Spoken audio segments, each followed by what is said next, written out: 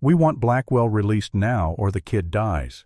When a good man is forced to choose between the boy he's sworn to protect and the woman he's come to love, sometimes the only answer comes from the most unexpected place.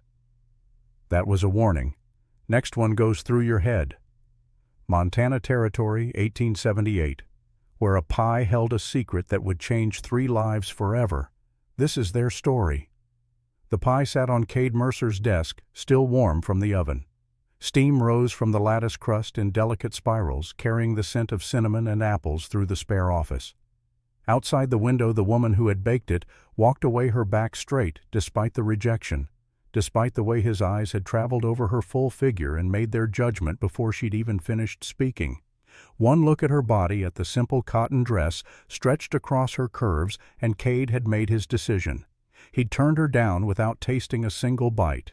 What he didn't know was that the pie contained a secret, a recipe that would unlock a mystery 3 years in the making, a connection that would force him to confront everything he'd been running from since the day he buried his wife and son. If you want to see what happens when pride meets truth, when a broken man learns that redemption doesn't wait for permission, stay with me until the end. Montana Territory, autumn 1878. The kind of morning where frost still clung to the grass even as the sun climbed over the eastern mountains. Cade Mercer stood at his window and watched Eleanor Morrison walk through his gate, one hand holding the hand of a small boy, the other clutching her shawl against the cold. Her shoulders didn't slump. Her head didn't bow. Even from this distance, even after his refusal, she carried herself with a dignity that made something twist uncomfortably in his chest. He turned away from the window and stared at the pie. Golden crust. Perfect lattice work. The kind of care in the details that spoke of practice, of tradition, of someone who'd learned from the best. He'd seen pies like this before. His wife Sarah used to make them every Sunday following her mother's recipe, the one passed down through 3 generations of Brennan women. The resemblance unsettled him. Cade pushed the thought away and crossed to the small stove in the corner of his office. He poured coffee into a tin cup, the liquid black and bitter, the way he'd learned to drink it during the war. 14 years since Shiloh. 14 years since he'd seen things no man should see, done things no man should have to do. The memories were like old wounds, mostly healed over but aching in cold weather. The office was sparse. A desk, 2 chairs, a filing cabinet that held papers he never looked at. Through the door, the main room of the ranch house was equally bare. Just furniture, nothing personal. No photographs on the mantel. No quilts draped over chairs. Nothing that would make it feel like a home instead of just a place where he slept. That was intentional. 3 years ago, Cade Mercer had decided that feeling nothing was safer than feeling everything. 3 years ago, he'd buried his wife and 5-year-old son in the same grave on a hillside outside Red Creek, their bodies ravaged by scarlet fever, and he'd made a promise to himself. Never again. Never let anyone close enough to lose. He'd kept that promise. Until this morning, when Eleanor Morrison had knocked on his door with a pie in her hands and desperation in her eyes. She hadn't begged. That was the first thing that struck him. She'd stood there, this woman he barely knew, this woman whose father had once saved his life, and she'd stated her case with quiet dignity. Her father had spoken well of him, she'd said. She needed help. 3 days until the bank took her ranch. $2,000 she didn't have. She wasn't asking for charity. She would sign papers. She would work to repay every cent, and then she'd presented the pie like an offering, like proof of her capability. And Cade had looked at her, really looked at her, and all he'd seen was risk. A woman meant complications. A woman meant feeling things. A woman who looked at him with hope in her brown eyes meant the possibility of loss, and he'd had enough loss for one lifetime. So he'd said no, polite but firm. He couldn't help her. He was sorry. She should try someone else. Eleanor Morrison had accepted his refusal without argument. She'd simply nodded, set the pie on his desk, and said quietly, "Your father used to say you were a good man. I suppose he saw something I don't." Then she'd taken the boy's hand and walked away. Now Cade stood in his empty office and wondered why her words stung more than they should. He crossed to the desk and picked up the pie. Still warm. He should throw it out. Should give it to the ranch hands. Should do anything except what he was about to do. But his hands moved without conscious thought, breaking off a piece of the crust, lifting it to his mouth. The taste hit him like a fist to the gut. Apples, cinnamon, brown sugar, and something else, some combination of spices that was precisely right. Not similar to Sarah's pies. Identical. The same recipe his wife had learned from her mother, who'd learned it from her mother before her. A recipe Sarah had guarded like a secret, sharing it with no one except she'd once mentioned her younger sister, Catherine. Catherine Brennan, who'd married a man named Thomas Morrison, who'd died in childbirth 27 years ago. Cade set the pie down carefully, his hands suddenly unsteady. Eleanor Morrison wasn't just the daughter of the man who'd saved his life 8 years ago. She was his wife's niece, the daughter of Sarah's sister, family, and he'd turned her away. The realization settled over him like snow, cold and inexorable. Thomas Morrison hadn't just shown mercy to a violent drunk 8 years ago. He'd protected family. He'd given Cade a chance to leave town to avoid prosecution for nearly killing Victor Blake in that saloon fight because somewhere in his judgment, Thomas Morrison had seen the connection, had known that one day maybe Cade would repay the debt. Well, that day had come, and Cade had failed. He grabbed his coat and hat, moving quickly now, his decision made. Outside, the air was sharp and clean. His horse Thunder stood in the corral, a big bay gelding with a white star on his forehead. Cade saddled him efficiently, his hands working through the familiar motions while his mind raced ahead. $2,000. He had it sitting in the bank in Red Creek. Money from the copper mines in Colorado, from 6 years of back-breaking work in tunnels that could collapse at any moment. Money he'd saved with no real purpose except that having it made him feel secure in a world where security was an illusion. He could pay Eleanor Morrison's debt, should pay it, would pay it. But as he swung into the saddle and turned Thunder toward town, Cade found himself thinking not about the money, but about the woman, about the way she'd held that boy's hand, about the straightness of her spine, about the fact that she'd baked a pie, a perfect pie, as proof of her worth, knowing that he might reject her anyway, knowing that he had rejected her. The ride to Red Creek took 40 minutes at a steady trot. The town sat in a valley between 2 ranges of mountains, a collection of wooden buildings scattered along a main street that turned to mud every spring. Population 300 more or less. The kind of place where everyone knew everyone else's business, where gossip traveled faster than telegraph wires. Cade rode past the general store, the saloon, the small white church with its crooked steeple. He noticed people noticing him. Tom Garrett at the grain warehouse. Mrs. Talbot sweeping the porch of her dry goods shop. Their eyes followed him with curiosity, maybe suspicion. Cade Mercer didn't come to town often, didn't socialize, didn't do anything except buy supplies and leave. He tied Thunder outside the bank, a solid brick building that stood out among the wooden structures like a declaration of permanence. Inside, the air smelled of paper and ink. Silas Murphy looked up from behind the counter, surprise flickering across his narrow face. "Mr. Mercer, didn't expect to see you today." Cade approached the counter. "I need to make a withdrawal. $2,000. Murphy's eyebrows rose. "That's quite a sum. May I ask what for?" "You may not."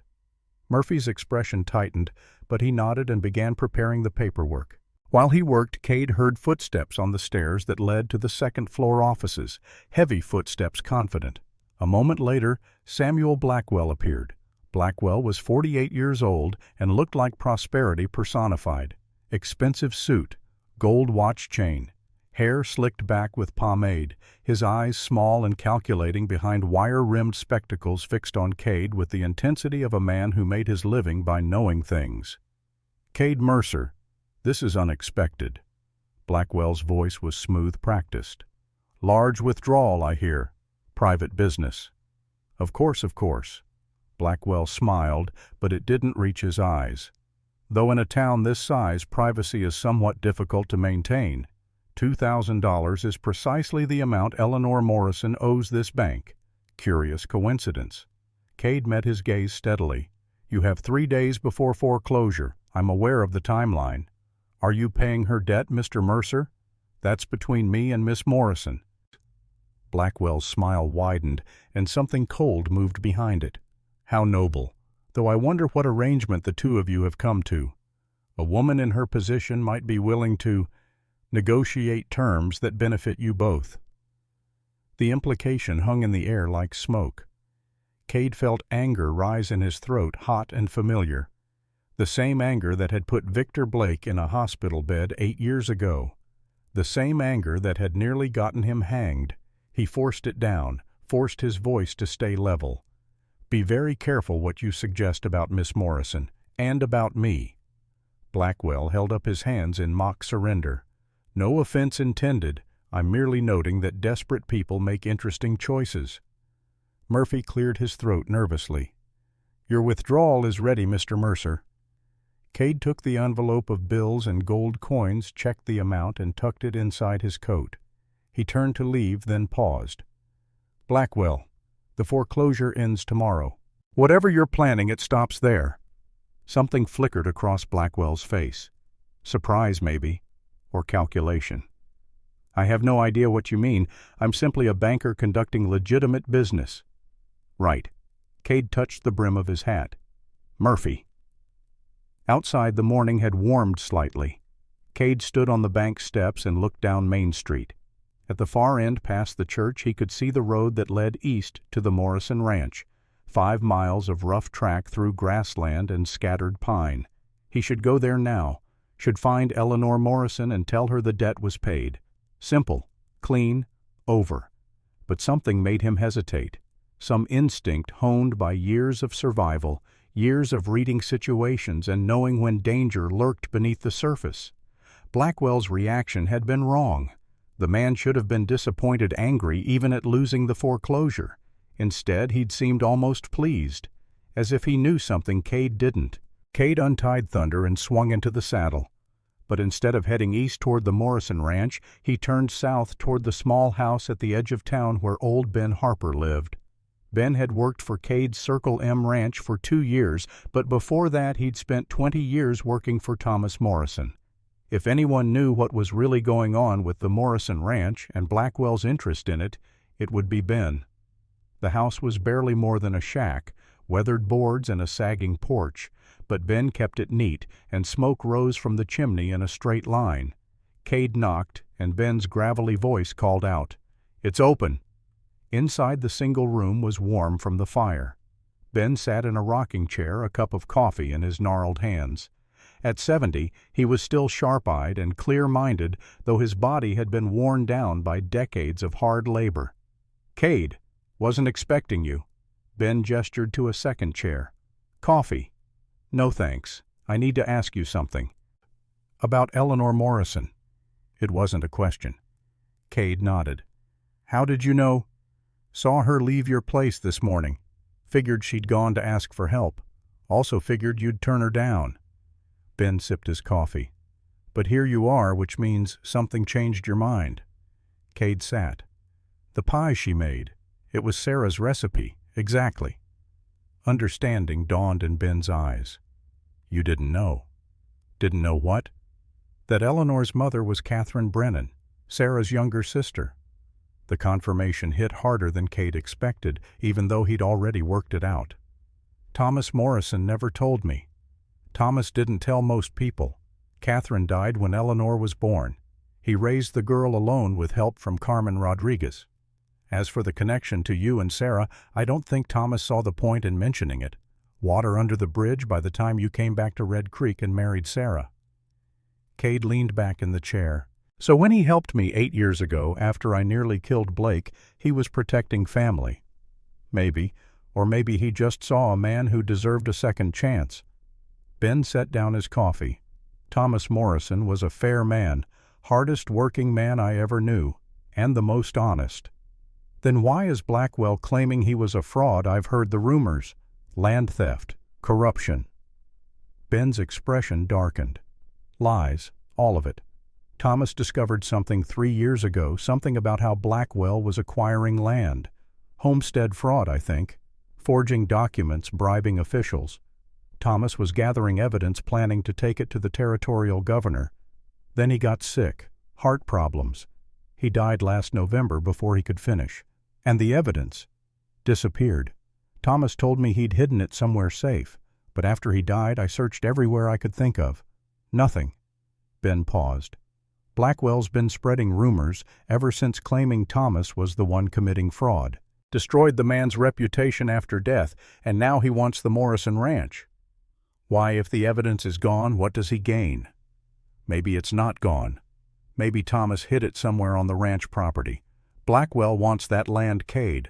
Wants it bad enough to destroy Eleanor Morrison to get it. Cade stood, his decision crystallizing. I'm paying her debt. Tomorrow. Good. Ben studied him. But that won't end this. Blackwell doesn't give up easy. He'll find another way to come at her. Then I'll deal with that when it happens. You planning to tell her about you and Sarah being related? Cade moved toward the door. She needs to know. She does. But Cade... Ben's voice stopped him. That girl has been through hell, lost her mother at birth, lost her brother in the war, lost her father 8 months ago, had her family's name dragged through mud. She's got nothing left except that ranch and the boy. Joey. Her nephew, her brother's son. The boy's 9 years old, and he's already seen more grief than most men see in a lifetime. Ben stood, his joints creaking. What I'm saying is, if you're going to help her, really help her, you need to be prepared for what that means. She's not just some woman you can pay off and forget. She's family, and family means obligation. Cade met the old man's eyes. I know what it means. Do you? Because the Cade Mercer I've known these past 2 years keeps everyone at arm's length, doesn't let anyone close. You're going to have to change that if you want to actually help this girl. The truth of it settled uncomfortably in Cade's gut. He nodded once and left. The ride to the Morrison Ranch took longer than expected. The road was rutted from fall rains, and Thunder had to pick his way carefully around muddy sections. As they climbed into the hills east of Red Creek, Cade found his thoughts drifting to Sarah. They'd had 5 years together. 5 years that felt both endless and vanishingly brief. They'd met in spring of 1870 when Cade returned to Red Creek after 7 years of wandering, 7 years of trying to outrun his demons. Sarah had been working at Ruth Thornton's cafe serving meals and baking pies. She was 23, pretty in a quiet way, with dark hair and eyes that seemed to see more than she said. Cade had been 31, already feeling older than his years, already carrying the weight of Shiloh, of the men he'd killed, of Victor Blake's blood on his hands. He'd walked into that cafe looking for nothing more than a meal, and walked out with the first glimmer of hope he'd felt in years. Sarah had seen something in him, something worth saving. They'd married that summer of 1870, built a small house on the Circle M property, and for 5 years Cade had believed that maybe, just maybe, he could have a normal life. Then James was born, a son with Sarah's dark hair and Cade's gray-blue eyes. A boy who loved horses and hated baths and laughed like church bells. For 5 years Cade had been someone's husband, someone's father. Had felt complete in ways he'd never expected. And then scarlet fever swept through the territory in the winter of 1875. Sarah got sick first, then James. Then both were gone within a week, and Cade was alone again, standing over 2 graves, wondering why God would give him everything only to take it all away. He'd nearly pulled the trigger that night.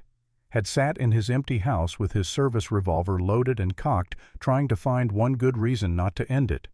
In the end, it was Ben who'd found him, talked him down, stayed with him through the worst of it. But something in Cade had died with Sarah and James.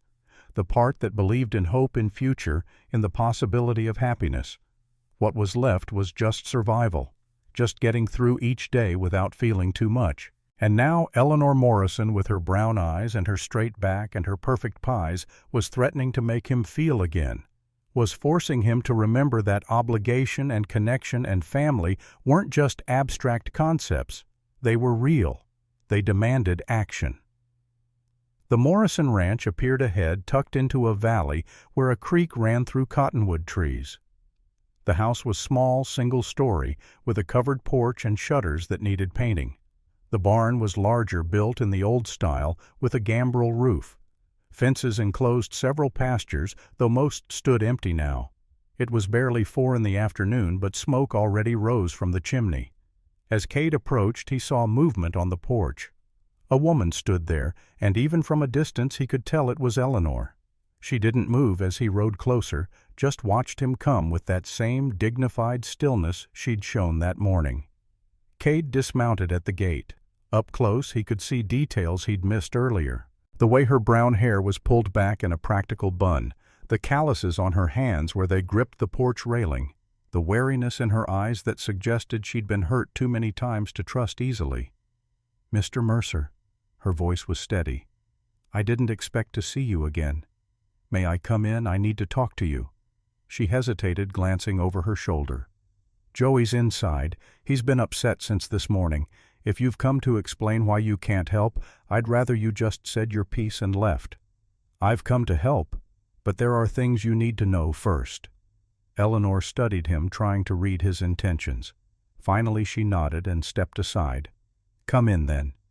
The inside of the house was clean but sparse. A main room with a fireplace, a table, a few chairs. Photographs on the mantel, mostly of a man Cade recognized as Thomas Morrison. And sitting at the table with a cup of milk and a book was the boy. Joey Morrison looked up as Cade entered, and Cade felt something lurch in his chest. The boy had the same dark hair as his aunt, the same brown eyes. But more than that, he had the same serious expression Cade had seen on James, the look of a child who'd been forced to grow up too fast. "Joey, this is Mr. Mercer." Eleanor's hand rested protectively on the boy's shoulder. "Mr. Mercer, my nephew Joseph." "Hello, sir." Joey's voice was quiet, polite. His eyes held questions he was too well-mannered to ask. Cade touched the brim of his hat. "Joey." An older woman emerged from what must have been the kitchen, wiping her hands on an apron. Mexican, probably in her late 50s, with silver threaded through her dark hair. Her eyes were sharp and assessing. "Carmen Rodriguez." Eleanor made the introduction. "She helped raise me. Carmen, this is Cade Mercer." Carmen's expression shifted from suspicion to something more complicated. Recognition, maybe. "Mr. Mercer, I knew your wife. I am sorry for your loss." The words, simple and sincere, caught Cade off guard. He nodded, not trusting his voice. Eleanor gestured to the table. "Sit. I'll make coffee." "No need. This won't take long." But Cade sat anyway, and Joey scooted his chair closer to his aunt, seeking comfort and proximity. Eleanor remained standing, arms crossed, waiting. Cade took a breath. "I'm going to pay your debt to the bank. $2,000. Tomorrow." The words hung in the air. Eleanor's expression didn't change, but her hands tightened on her arms. "Why?" "Because your father once saved my life. Because I owe him a debt that money can't really repay, but it's a start." "That's not enough. You turned me away this morning. What changed?" Cade met her eyes. "The pie you made. It was identical to a recipe my wife used. Her mother's recipe passed down through the family. A recipe Sarah told me she'd only shared with one person, her younger sister Catherine." Understanding dawned slowly across Eleanor's face. "My mother." "Your mother. Which makes you Sarah's niece. Which makes you family." The silence that followed was profound.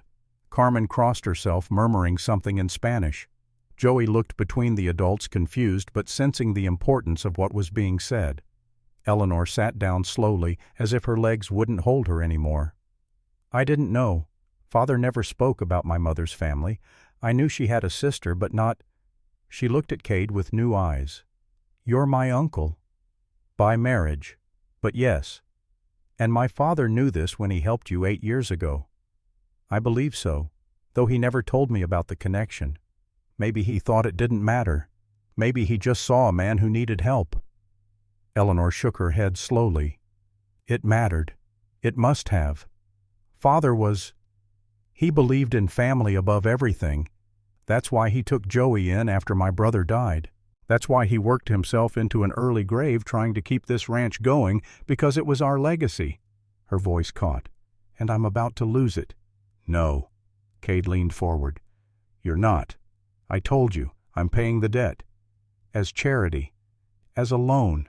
You'll sign a promissory note. You'll repay it when you can. And if I can't, then you work it off. I need a cook at Circle M. $50 a month plus room and board.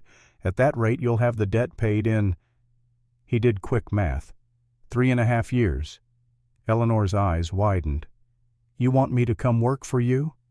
I'm offering you a way to keep your ranch and repay what you owe, with interest if you prefer." "No interest." Eleanor stood pacing now. I need to think." "You have until tomorrow morning. That's when I'm going to the bank." Carmen spoke from the doorway, her voice quiet but firm. "Mija, this is God's hand. Do not refuse His help." "It's not God's hand, Carmen. It's His hand." Eleanor pointed at Cade. "And I need to understand why. Really why. Is it truly about family, or is there something else?" Cade stood to face her. "You want the truth I don't know. Maybe it started as obligation, as a way to repay your father. But when I rode here tonight and saw you standing on that porch, saw the boy inside trying to be brave, I realized something. I've spent 3 years trying not to feel anything, not to care about anyone, because caring means risking loss, and I've lost enough." He paused. "But maybe that's not living. Maybe that's just a slower way of dying." The honesty in his words surprised even himself. Eleanor stared at him, and he saw the moment her wariness began to crack. "I'll take the loan, and I'll work at your ranch." She lifted her chin. "But I have conditions. I work full days, same as any hired hand. No special treatment because of family. I pay you back every cent. And Joey comes with me." "The ranch is no place for a boy. Joey is my responsibility. Where I go, he goes." Cade looked at the boy, who was watching the adults with wide, serious eyes. Something about the child's expression reminded him so forcefully of James that it hurt to breathe. But he nodded. "Fine. The boy comes. But he works too. Nothing dangerous, just chores appropriate for his age. He needs to learn." Joey spoke up for the first time, his voice small but determined. "I can work, sir. I'm strong." Despite everything, Cade felt the corner of his mouth twitch. "I'm sure you are." Eleanor extended her hand. "Then we have an agreement, Mr. Mercer." Cade took her hand. Her grip was firm, her palm calloused from work. "Cade, if we're family, you should use my name." "Cade." She tested the name, then nodded. "I'm Eleanor, or Ellie, if you prefer." They stood there, hands clasped, and Cade felt the weight of obligation settling onto his shoulders. Not a burden exactly. More like the weight of armor, heavy but protective. For 3 years he'd avoided this feeling. Now, looking into Eleanor's brown eyes, seeing the hope beginning to kindle there, he wondered if maybe Ben had been right. Maybe the only way out of grief was through connection, through letting people in, even knowing they might leave. The thought terrified him, but he didn't let go of her hand. That evening, after Cade left with promises to return in the morning, Eleanor sat on the porch and watched the sun set behind the western mountains. Joey was inside with Carmen eating supper and asking 100 questions about their new life at Circle M Ranch. But Eleanor needed a moment alone to process what had happened. In the span of 1 day, she'd gone from facing absolute loss to having a lifeline. From being utterly alone to discovering family she never knew existed. It felt like standing on shifting ground, never quite sure where to put her weight. She thought about her father, wondered if he'd known this would happen.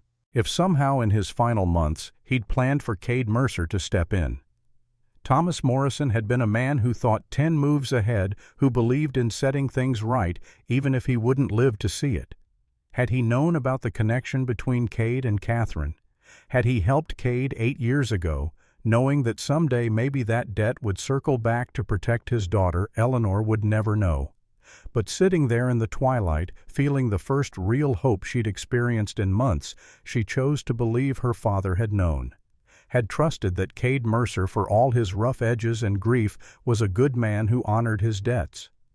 Inside, she heard Joey laugh at something Carmen said, and the sound was like sunlight breaking through clouds.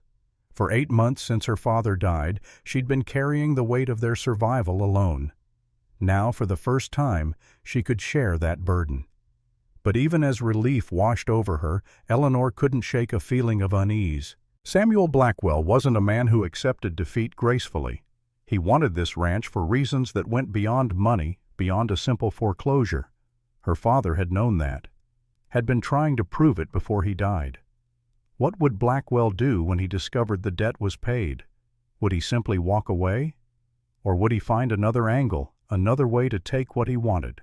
Eleanor stood and went inside where warmth and light and the simple comfort of family waited. Tomorrow would bring its own challenges. Tonight she would let herself believe that maybe, just maybe, the worst was over. She was wrong.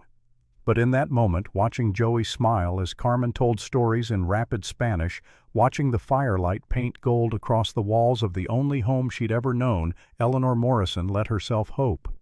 And hope, even false hope, was better than the alternative. The third week at Circle M brought a rhythm that felt almost normal. Almost. Ellie woke before dawn to start the cookhouse fire. Joey helped Ben with the horses. The men worked the cattle, and Cade watched it all with those unreadable gray-blue eyes. But normal was a lie. Beneath the surface, questions festered like untended wounds. It was a Sunday afternoon, the one day the ranch rested, when everything began to unravel. Ellie found Cade in the barn repairing a broken saddle. The leather was old, cracked from years of use. His hands moved with practiced efficiency, but there was something desperate in the way he worked, as if the task could keep darker thoughts at bay. "That's James's saddle," she said quietly. Cade's hands stilled. He didn't ask how she knew, didn't turn around. "Your father told me about your son," Ellie continued, stepping closer. "Before he died, he said you'd lost everything that mattered. He had no right to tell you that. Maybe not, but he cared about you." Cade set down his tools, finally turning to face her. "Why are you here, Miss Morrison?" "Because I want to understand. You saved my home. You've been kind to Joey, but you keep everyone at arm's length, like you're afraid if we get too close we'll burn." The silence stretched between them, thick with things unsaid. "Sarah died 3 years ago." Cade finally said, his voice rough. "Scarlet fever. James went first. He was 5. She followed him 3 days later." Ellie's hand went to her heart. "Cade, I'm so sorry." "I wasn't there when it happened. I was on a cattle drive to Cheyenne trying to make enough money to expand the ranch. Thought I was building something for them." His laugh was bitter. "By the time I got back, they were already in the ground. You couldn't have known. I should have been there. Should have held my son when he was scared. Should have told my wife I loved her one more time." He picked up the saddle again, fingers tracing the worn leather. "I kept this because it's all I have left. But some days I think about throwing it in the river, letting it sink, because remembering hurts more than forgetting ever could." Ellie moved closer, close enough to touch him, but not quite daring. "My mother died the day I was born. I never knew her voice, her laugh, her touch. But Carmen tells me stories. She says my mother loved to sing while she baked. She says I have her smile. Is that supposed to make me feel better? No. It's supposed to make you understand that grief doesn't have an end date.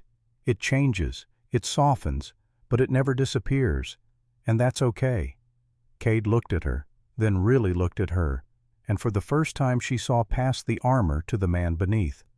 Broken, terrified, desperately lonely. "I don't know how to do this," he admitted. "Do what? Live, without them. One day at a time, one moment, one breath." She finally reached out, touching his hand lightly. "You're already doing it, whether you realize it or not." His fingers closed around hers, warm and calloused and surprisingly gentle. They stood like that for a long moment, two wounded people finding unexpected comfort in each other's presence. The barn door creaked. Joey stood in the entrance, silhouetted against the afternoon sun. "Aunt Ellie, Mr. Ben says there's a storm coming, a bad one." They broke apart quickly, the moment shattered. Cade cleared his throat. "How bad?"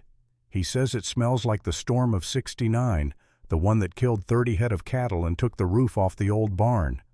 Cade moved immediately, all business. "We need to secure the livestock, get everything inside that can blow away. How long do we have?" Joey looked at the sky. "He says maybe 3 hours, maybe less." The next 3 hours were chaos. Controlled chaos, but chaos nonetheless. Tom and Miguel drove the cattle into the protected valley pasture where rock formations would provide windbreak. Ben reinforced the barn doors with extra beams. Cade checked every window shutter, every loose board, every potential hazard. Ellie moved through the cookhouse, securing anything that could become a projectile. Pots, pans, the sacks of flour and sugar. Joey helped his small hands, quick and capable despite his fear. "Aunt Ellie, will we be safe?" "Yes, sweetheart, the house is strong. Mr. Mercer knows what he's doing." But even as she said it, she felt the change in the air, the pressure dropping, the wind picking up, the sky turning a sickly green-gray that promised violence. By the time they'd finished preparations, the storm was visible on the horizon, a wall of darkness advancing like an army. "Everyone inside the main house," Cade ordered. "Now." They gathered in the main room as the first drops of rain began to fall.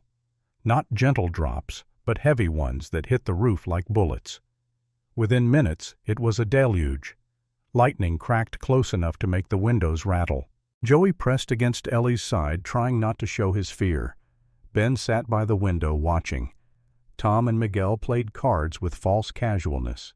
And Cade stood at the door looking out at his ranch, his life's work at the mercy of nature's fury.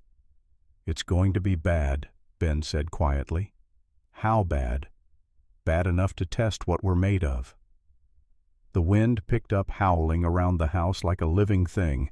Something crashed outside, metal on metal, one of the water troughs probably torn from its moorings. "The north pasture fence," Cade said suddenly. "If it goes down, the cattle will scatter. We'll lose half the herd." "Nothing we can do about it now," Ben replied.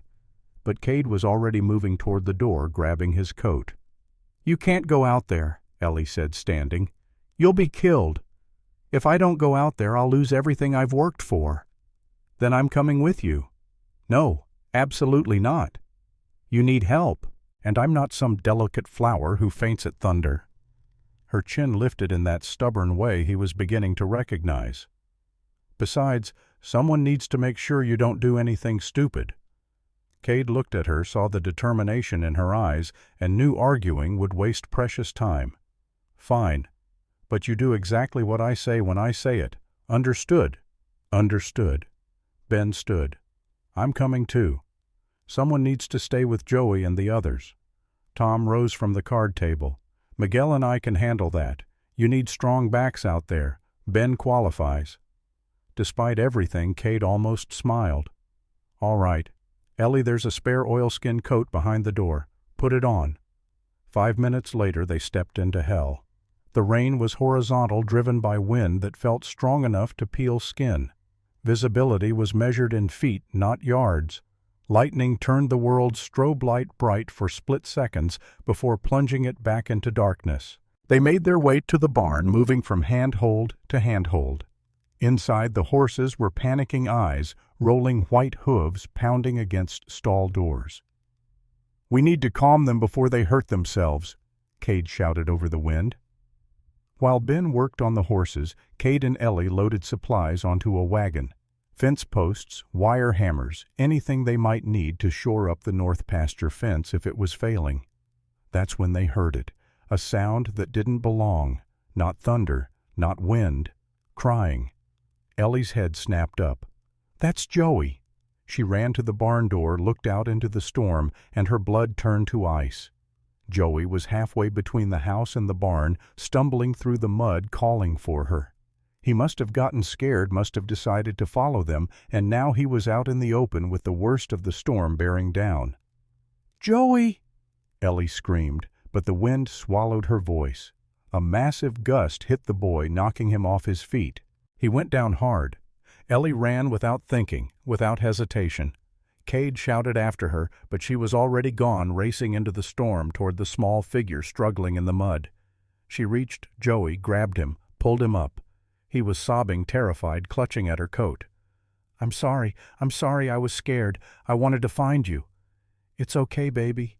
It's okay, I've got you." Lightning struck. Close, too close. The air itself seemed to explode with light and sound. Ellie felt the ground shudder beneath her feet. Then Cade was there, his arms around both of them, lifting Joey bodily and pushing Ellie toward the nearest structure. Not the house, not the barn. The old line shack 100 yards to the east. They ran together, Cade half carrying Joey, his other hand gripping Ellie's arm to keep her upright. The wind tried to tear them apart. The rain blinded them. But somehow, impossibly, they made it. Cade kicked the door open, and they stumbled inside, all three of them soaked and gasping and alive.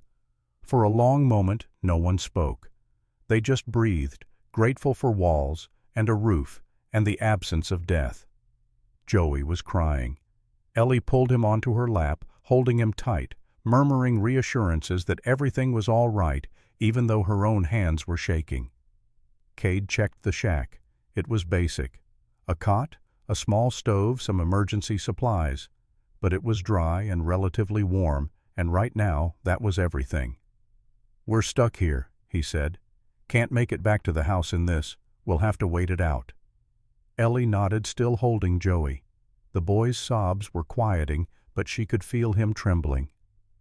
"Joey," Cade said, kneeling down to the boy's level. His voice was gentle but firm. "What you did was dangerous. You could have been killed." "I know. I'm sorry. I got scared." "Being scared is all right. But running into danger because you're scared, that's how people die." "I wanted my Aunt Ellie." Cade's expression softened. "I understand. But your Aunt Ellie would have been heartbroken if something happened to you. You understand that?" Joey nodded miserably. "Good.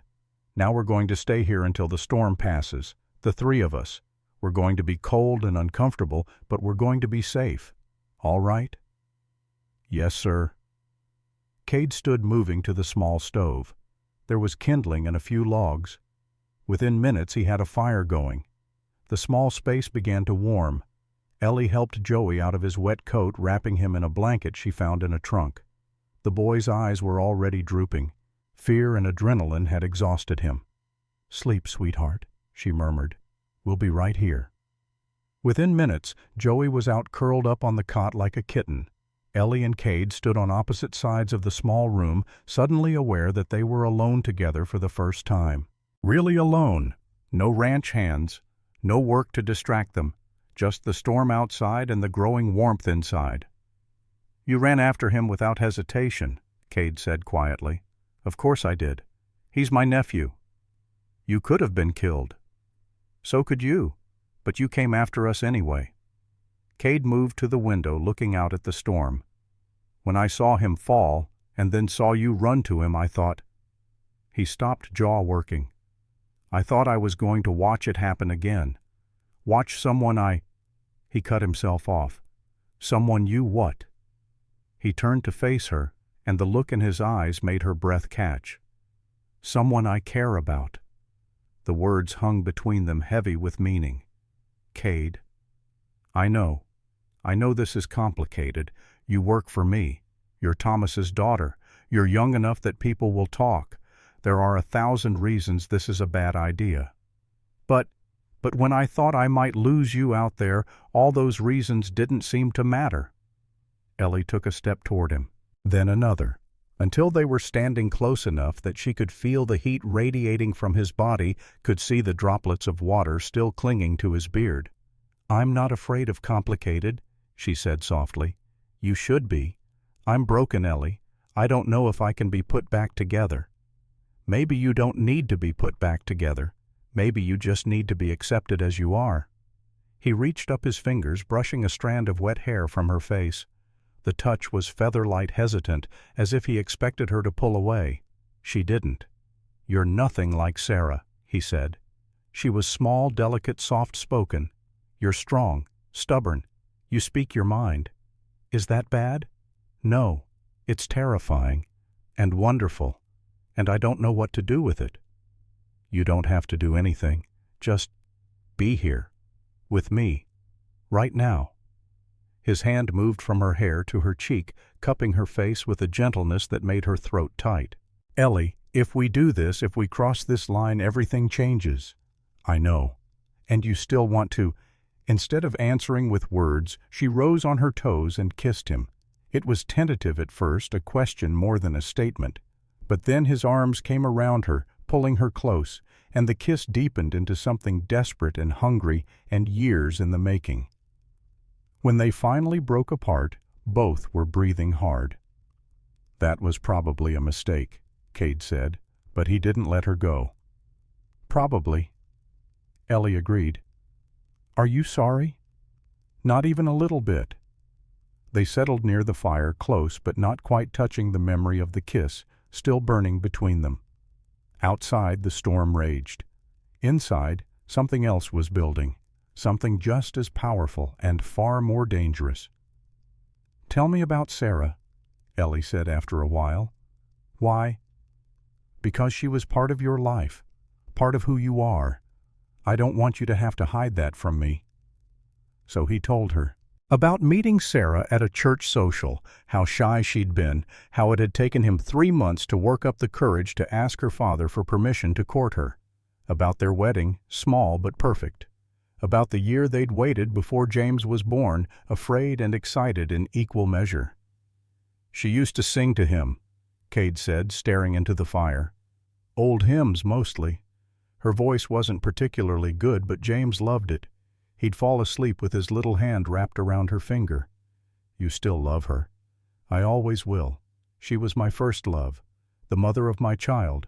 But she's gone, Ellie, and I'm still here. And I don't know if it's right or wrong or somewhere in between, but I'm starting to feel things again. For you." Ellie reached out, taking his hand. "Love isn't a limited resource, Cade. Loving her doesn't mean you can't love someone else. Someday." "Is that what this is? Love?" "I don't know. Maybe it's too soon to call it that. But it's something. Something real." They sat in silence for a while, hands linked, listening to the storm slowly begin to abate. The worst had passed. The wind was dying down, the rain becoming sporadic instead of constant. Joey stirred on the cot, murmuring something in his sleep. "He's a good boy," Cade said. "He is. He's been through so much. Lost his father, his grandfather, nearly lost his home. He's lucky to have you. Sometimes I wonder if I'm enough, if I can give him what he needs." Cade squeezed her hand. "You're more than enough. You're everything." The words settled into her heart, warm and certain. As dawn began to break, pale light filtering through the small window, they knew they couldn't stay hidden forever. The others would be worried. The ranch would need assessing.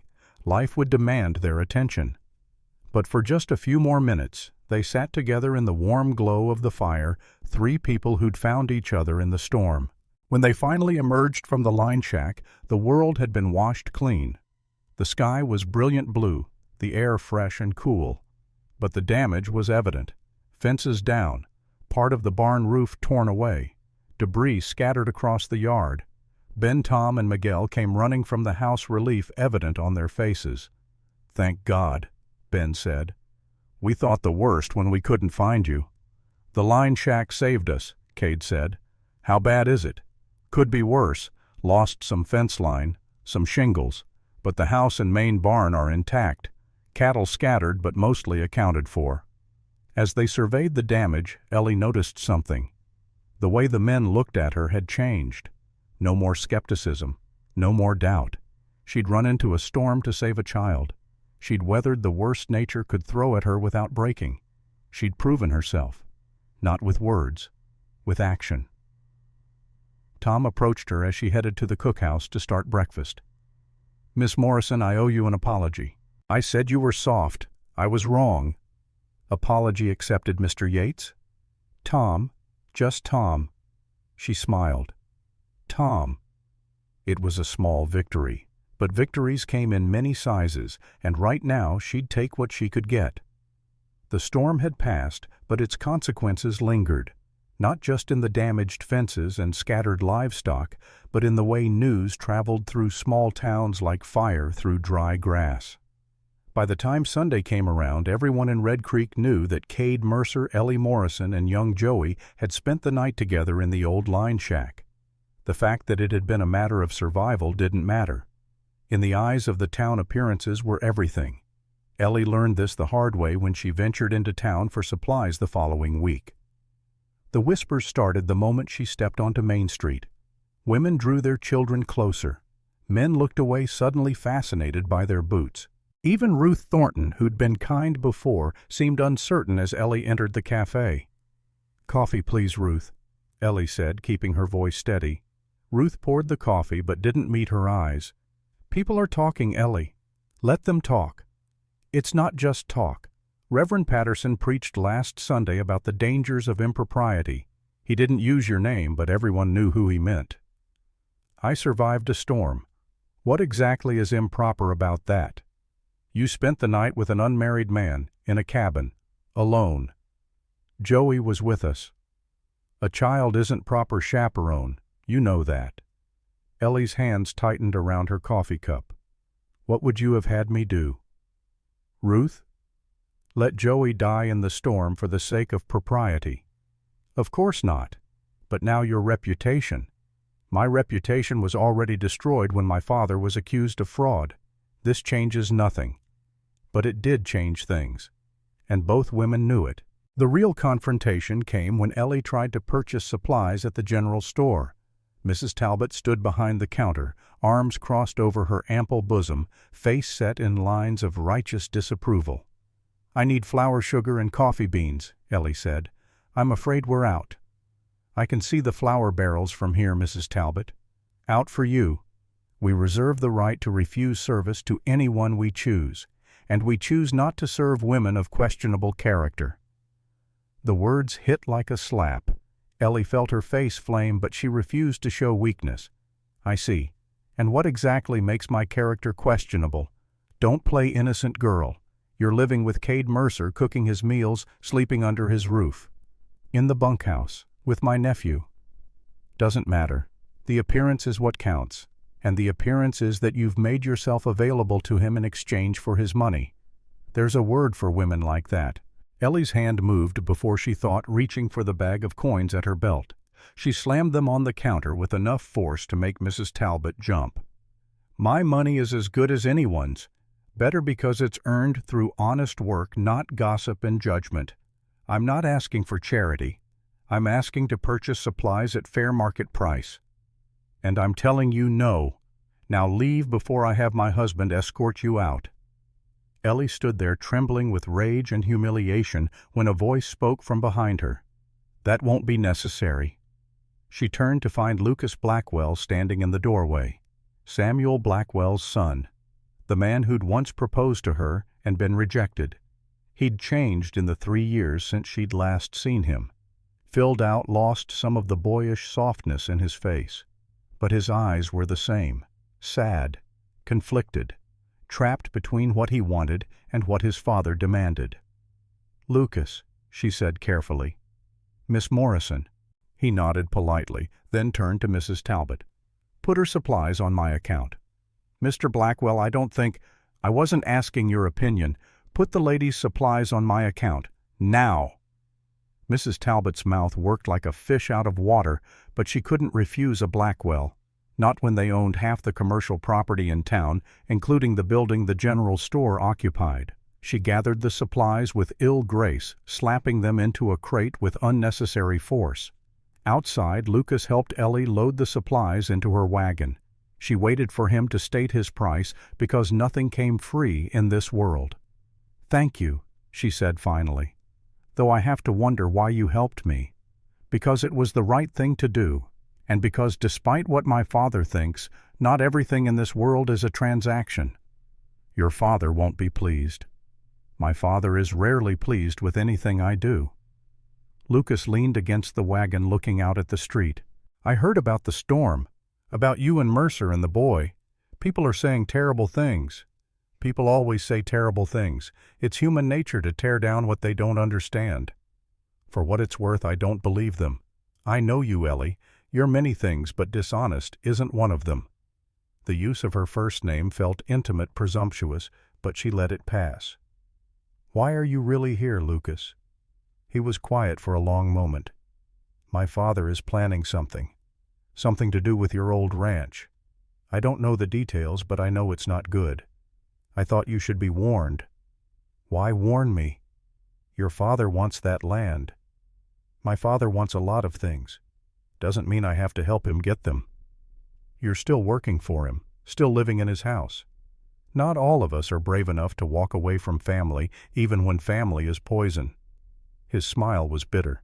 "But I can do small things, like making sure you get your supplies, like warning you when I can." "I can't trust you, Lucas, you know that." "I know, but maybe someday you will, or maybe not. Either way, watch yourself. My father doesn't take kindly to being thwarted, and Mercer thwarted him publicly when he paid your debt." Lucas tipped his hat and walked away, leaving Ellie more confused than ever. The ride back to Circle M gave her time to think. About Lucas, about the town's judgment, about her precarious position. She was economically dependent on Cade living on his property, subject to his goodwill. If he decided to dismiss her, she'd have nowhere to go. The town had made it clear she wasn't welcome. The Morrison Ranch, while still technically hers, was uninhabitable without resources to maintain it. She was trapped, not in a cage, but in a web of circumstance and reputation and economic reality. When she arrived back at the ranch, she found Cade in the barn working on the damaged section of roof. Shirtless in the afternoon heat, sweat gleaming on his back, he looked like something carved from bronze and purpose. He saw her wagon and climbed down. "You were gone a long time." "I ran into some difficulty in town." His expression darkened. "What kind of difficulty?" She told him. About Mrs. Talbot's refusal, about the town's whispers, about Lucas's unexpected help and cryptic warning. By the time she finished, Cade's jaw was clenched so tight she could see the muscle jumping. "I'll go into town tomorrow," he said. "Make it clear that anyone who disrespects you answers to me." "No." "Ellie, no Cade, that will only make it worse. Make it look like I need a man to fight my battles." "You shouldn't have to fight this battle at all. You saved Joey's life. You risked your own life. And they treat you like—" He stopped, too angry to continue. "Like a fallen woman. I know. But their opinions don't define me. They could make your life hell. They already have. But I'm still standing." He looked at her with something like awe. "How are you so strong?" "Because I have to be. Because Joey is watching. Because giving up isn't an option." Cade pulled her into his arms, then a fierce embrace that spoke of protection and admiration and something deeper. Something neither of them was quite ready to name. "I won't let them hurt you," he said against her hair. "You can't stop them. But you can stand with me. That's enough." That evening Cade called a meeting in the main house. Ben, Tom, Miguel, Ellie, and Joey all gathered around the table. "There's been talk in town," Cade began, "about Miss Morrison, about impropriety. I want to make something clear right now to all of you." He looked at each person in turn. "Miss Morrison is under my protection. Anyone who disrespects her, who spreads rumors or treats her poorly, will answer to me. I don't care if it's the Reverend himself. Is that understood?" "Understood, boss," Tom said immediately. Miguel nodded. "See, Miss Morrison has our respect." Ben smiled. "Had mine from the start, boy. Glad you finally caught up." Joey looked confused. "Why are people being mean to Aunt Ellie?" Ellie stroked his hair. "Because people don't always understand the truth, sweetheart." "Then we'll make them understand," the boy said with fierce loyalty. After the meeting, as the others dispersed, Cade pulled Ellie aside. "There's one way to stop the talk permanently," he said. "What's that?" "Marry me." The words hung in the air between them, shocking in their simplicity. "Cade, You can't be serious. Why not? We're already living together in a manner of speaking. We care about each other. Joey needs stability. It solves every problem. Except it's not a real proposal, it's a practical arrangement. And what's wrong with practical? Nothing, if that's all you want. But I won't marry for convenience or to stop gossip. I won't trap you in a loveless marriage because society demands it. Who says it would be loveless? Ellie's breath caught. Cade. I'm not good with words, Ellie. I'm not going to compose poetry or make grand declarations. But what I feel for you is real. Maybe it's too soon. Maybe I'm not ready. But it's real. How can you be sure? A few weeks ago you were still mourning Sarah and James. I'll always mourn them, but I'm starting to live again, because of you. Because you're stubborn and brave and you don't let me hide in my grief. Ellie's eyes filled with tears. I need time. We both do. Marriage is forever, Cade. I won't enter into it lightly. How much time? I don't know. Enough to be sure we're not just reacting to circumstances, enough to know this is real and not just two lonely people finding comfort in each other. He nodded slowly. All right.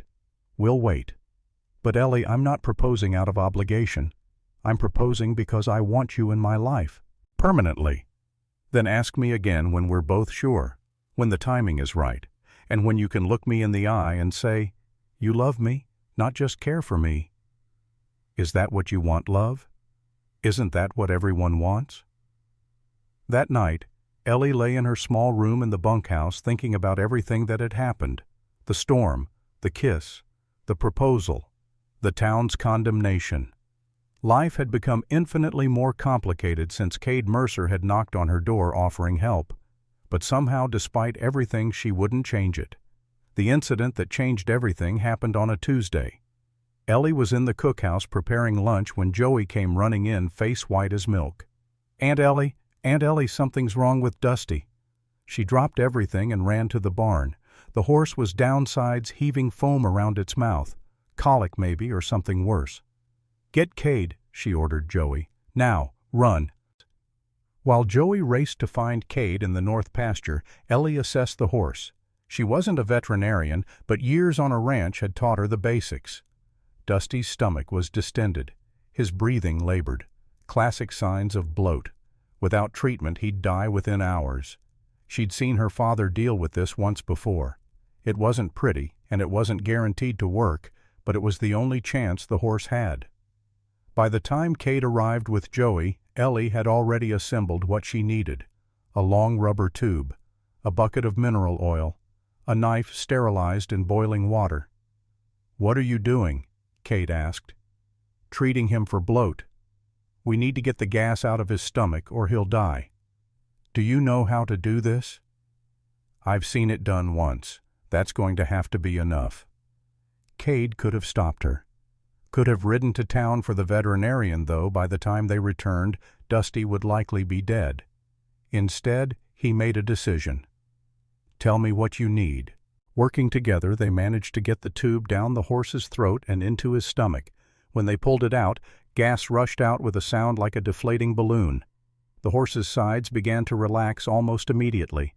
They followed up with mineral oil to ease any impaction and kept Dusty on his feet, walking him slowly around the barn to keep his digestive system moving. 3 hours later, the horse was out of danger. Ellie stood in the barn covered in horse sweat and dirt, and gods knew what else, exhausted but triumphant. "You saved him," Cade said. "If you hadn't acted immediately, we'd have lost him." "I just did what needed doing." "No. You did something that takes skill and nerve and quick thinking. Dusty is Joey's favorite horse. Do you know what it would have done to that boy if he'd died?" Ellie looked over to where Joey was hugging Dusty's neck, crying with relief. "I couldn't let that happen," she said simply. Tom, who'd arrived midway through the procedure, shook his head in wonder. "I've been working ranches for 10 years, and I wouldn't have had the guts to do what you just did." "It needed doing," Ellie repeated. But something had shifted. The men who'd been skeptical of her, who'd seen her as just a cook, now looked at her differently. With respect, with admiration, with acceptance. That evening, as Ellie cleaned up after supper, Ruth Thornton appeared at the ranch. She'd ridden out from town, which was unusual enough that everyone stopped to stare. "Ruth," Ellie asked, "is something wrong?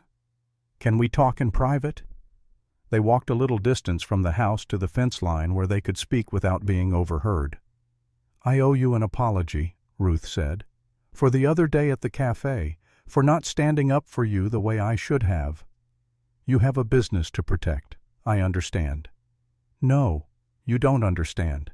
My husband died 2 years ago, left me with 2 children and a cafe that barely breaks even. I've been so afraid of losing what little I have that I've let fear make me a coward." "Ruth, let me finish. What you did today saving that horse, it reminded me that fear is no excuse for standing aside while good people are torn down. My husband would be ashamed of me. I'm ashamed of me." Ruth reached into her bag and pulled out a pie. "This is from me and the children, an apology, and a promise that from now on, when people talk about you in my cafe, I'll set them straight." Ellie took the pie throat tight with emotion. "Thank you. Thank you for reminding me what courage looks like." After Ruth left, Cade found Ellie standing by the fence holding the pie and crying quietly. "What's wrong?" "Nothing. Everything. I don't know." She wiped her eyes. "Ruth came all the way out here to apologize, to bring me pie. You earned it. You've earned everyone's respect today. I was just trying to save a horse." "No, you were being yourself, strong, capable, caring. It's who you are, Ellie, and it's beautiful." He moved closer, brushing away a tear with his thumb. "I meant what I said earlier, about wanting you in my life. And before you say we need more time, I want you to know something." "What?" "I asked you to marry me for practical reasons, to stop the gossip, to solve problems, but that was a lie, or at least not the whole truth." "Cade, I love you, Ellie Morrison. I didn't think I could love again, didn't think I deserved to, but you've shown me that the heart has more capacity than we know, that loving someone new doesn't diminish what I felt for Sarah.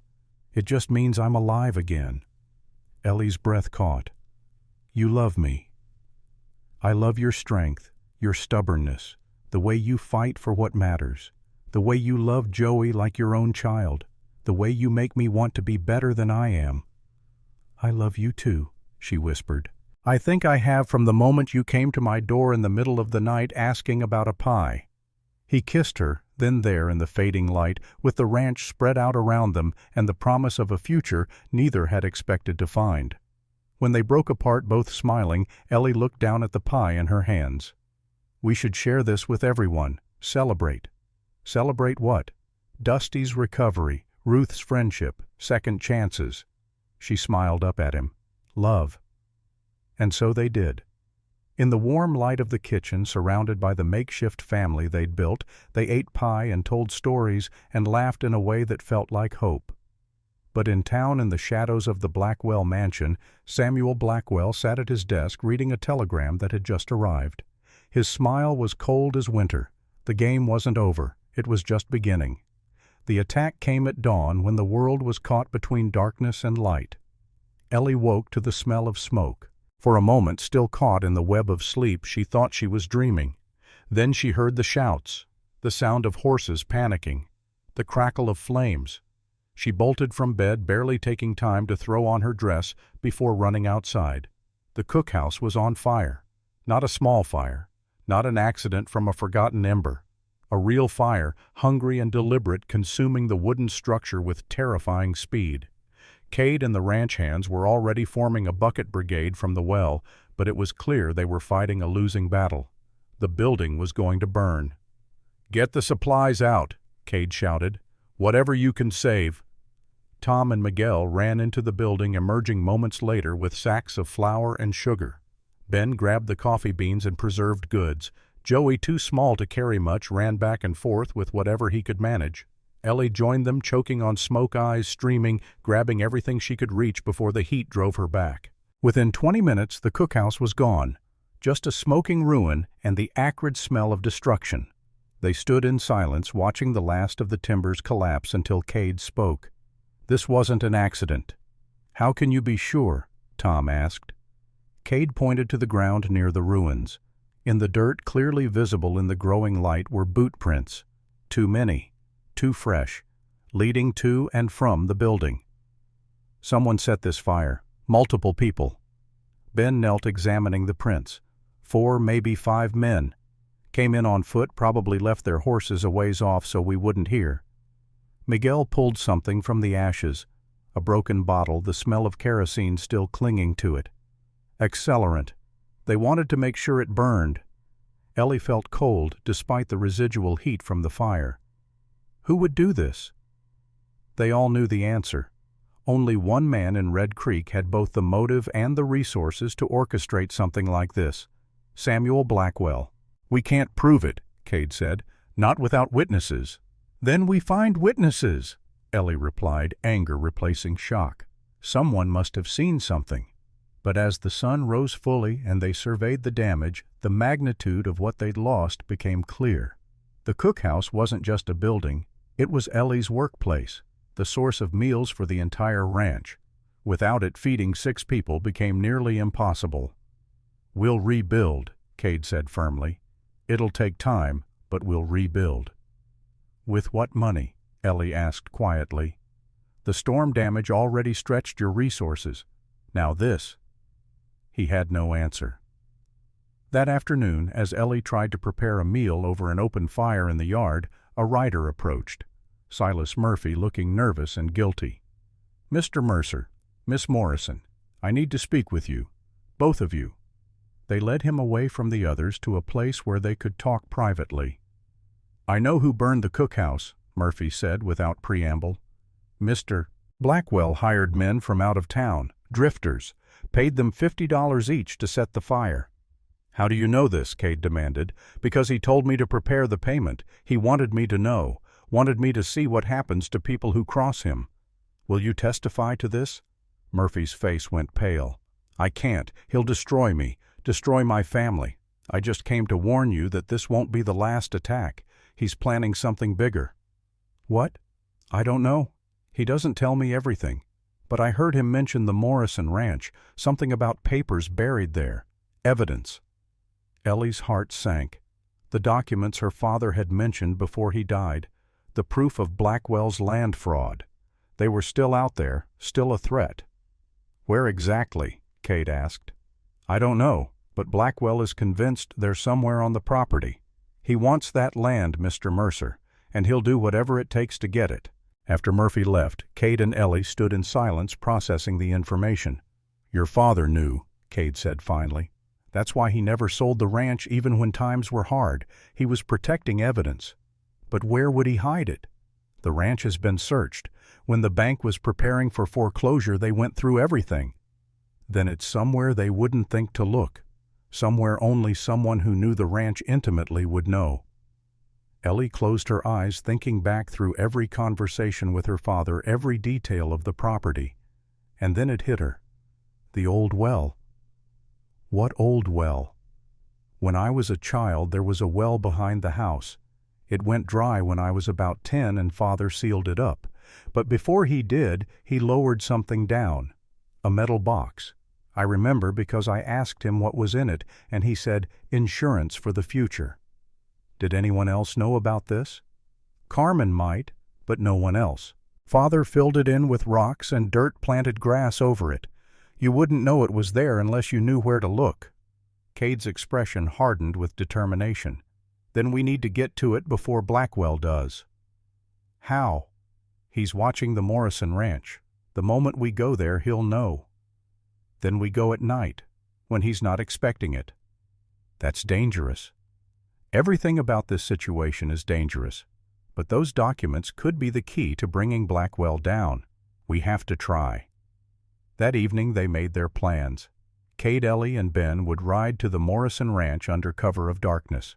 Tom and Miguel would stay behind with Joey protecting the main ranch. But as they prepared to leave, Joey appeared bundled in his coat despite the warm evening. I'm coming too, he announced. Absolutely not, Ellie said. It's too dangerous. It's my grandfather's ranch, my family. I have a right to be there. "Joey, please, Aunt Ellie, I won't get in the way. I promise. But I need to do this. For Grandpa Thomas. For my father. For us." Ellie looked at Cade, who shrugged helplessly. The boy had a point, and they both knew that trying to leave him behind would only result in him trying to follow them. "All right," Ellie said finally.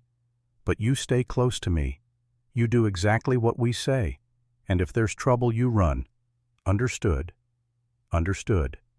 They set out under a moonless sky, the darkness both protection and threat. The ride to the Morrison Ranch took an hour, every minute stretched taut with tension. When they arrived, the place looked abandoned, desolate. The house dark, the barn sagging, the fields overgrown. "It's dying," Ellie whispered, pain evident in her voice. "Without someone to care for it, it's just dying." "We'll bring it back," Cade promised, "after this is over." They moved to the back of the property, to where Ellie remembered the old well being. In the darkness, with only a shuttered lantern for light, finding it proved difficult. Ben paced off the distance from the house. "Should be right about here." They began digging, the sound of shovels striking dirt loud in the quiet night. Every noise made them freeze, listening for signs they'd been discovered. But the night remained still. After an hour of digging, Ben's shovel struck something solid. Metal. Found it. Working carefully, they uncovered the well cap. It took all three adults to shift it aside. Below was darkness, the smell of stale air and old water. "How deep?" Cade asked. 20 feet, maybe I'll go down." He tied a rope around his waist, secured it to a nearby tree, and began lowering himself into the well. Ellie held the lantern, trying to give him light. She watched him descend, heart in her throat, until his voice echoed up from the darkness. "Got it." He emerged minutes later, covered in dirt and spiderwebs, holding a metal box about the size of a hat box, locked but intact. "We need to open it," Ellie said. "Not here. If someone sees the light." The sound of horses approaching cut him off, multiple horses moving fast. "They found us," Ben said grimly. Cade grabbed the box and Joey. "Run. Back to the horses. Now." They ran, stumbling in the darkness, hearing the shouts behind them growing closer. Ellie's lungs burned her legs, screaming protest, but she didn't slow down. They reached their horses, mounted in a chaos of motion. Joey behind Cade, the metal box secured in Ellie's saddlebag. "Ride!" Cade shouted. The chase was on. Through the darkness they fled, the pursuing riders gaining. Ellie recognized the voice shouting orders, Lucas Blackwell leading the group. "Stop! We just want to talk." But they knew better than to believe that. Blackwell didn't send riders in the night for conversation.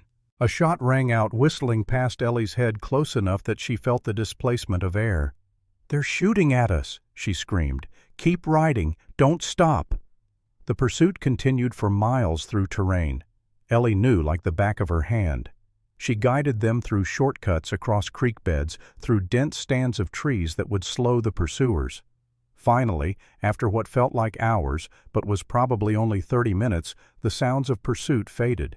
They didn't slow down until they reached Circle M, didn't feel safe until they were inside the barn with the doors barred and weapons at hand. Joey was crying, terrified by the chase. Ellie held him, murmuring reassurances, while her own hands shook. Ben stood guard at the door while Cade used a chisel to break the lock on the metal box. Inside were papers, dozens of them. Deeds, contracts, letters, and at the bottom a journal in Thomas Morrison's handwriting. Cade read the first page, and his expression grew dark. "This is it," he said quietly. "This is everything we need."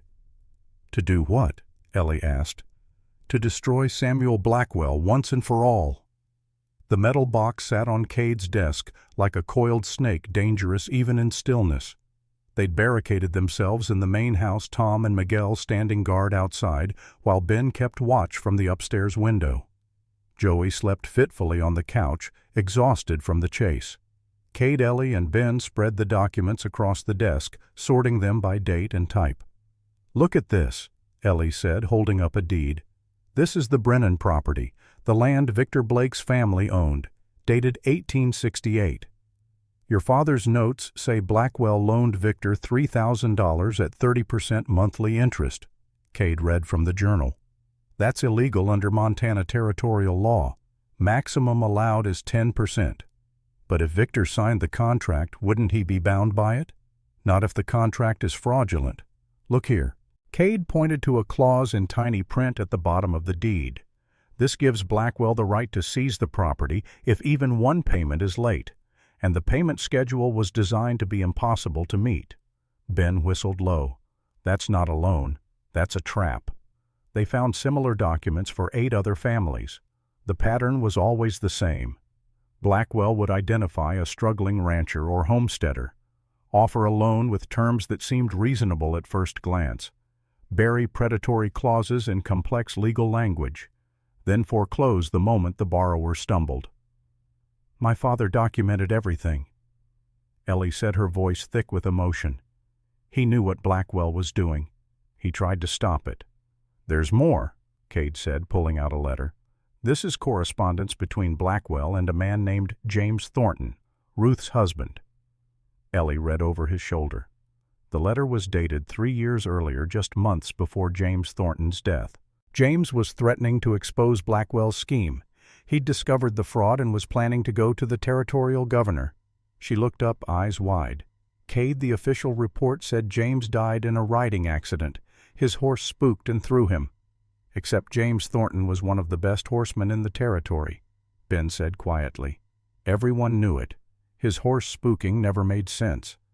Are you saying Blackwell killed him? I'm saying your father thought so. Look at this entry. Cade flipped through the journal to a page marked with a red ribbon. Thomas writes, James Thornton died today. Official verdict is accident, but I examined the saddle. The girth strap was cut nearly through, then disguised with mud. Someone wanted him to fall. Someone wanted him silent. The room fell silent as the implications sank in. If we take this to the law, Ellie said slowly, we're not just accusing Blackwell of fraud, we're accusing him of murder.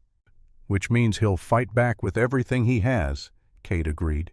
This won't be a simple court case. This will be war. Then we need allies, people who will stand with us when Blackwell tries to tear us down. Who the town is terrified of him. Even people who suspect the truth won't speak up.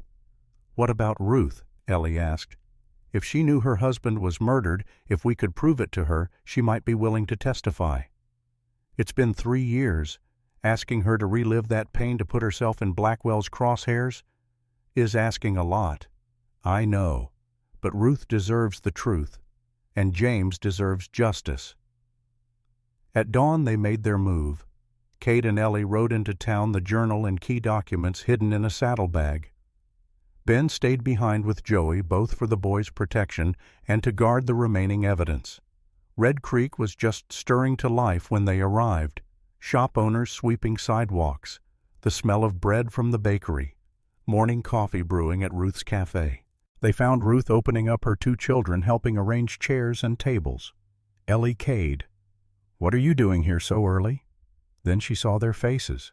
What's wrong? We need to talk, Ellie said. About James. Ruth's expression closed down immediately.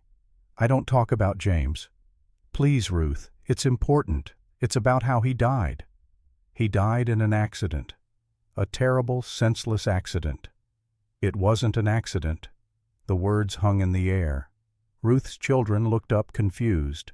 She shooed them to the back room before turning back to Ellie and Cade. What are you saying? They showed her the documents. The letters. Thomas Morrison's journal entry about the cut saddle strap.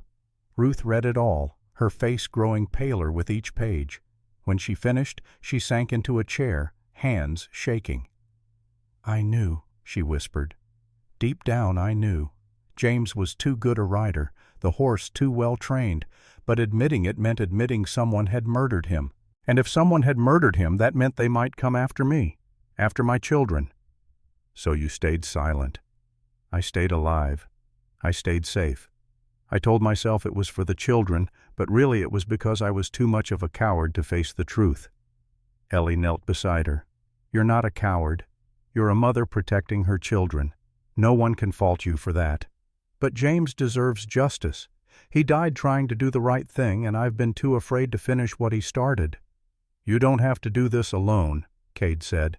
"We're taking this to the territorial marshal. With your testimony with these documents, we can bring Blackwell down." Ruth looked at him, then at Ellie, then at her children playing in the back room. "If I do this, if I testify, Blackwell will retaliate. He could destroy my business, run me out of town. Or he could end up in prison stripped of his power. It's a risk either way." Ruth was quiet for a long moment.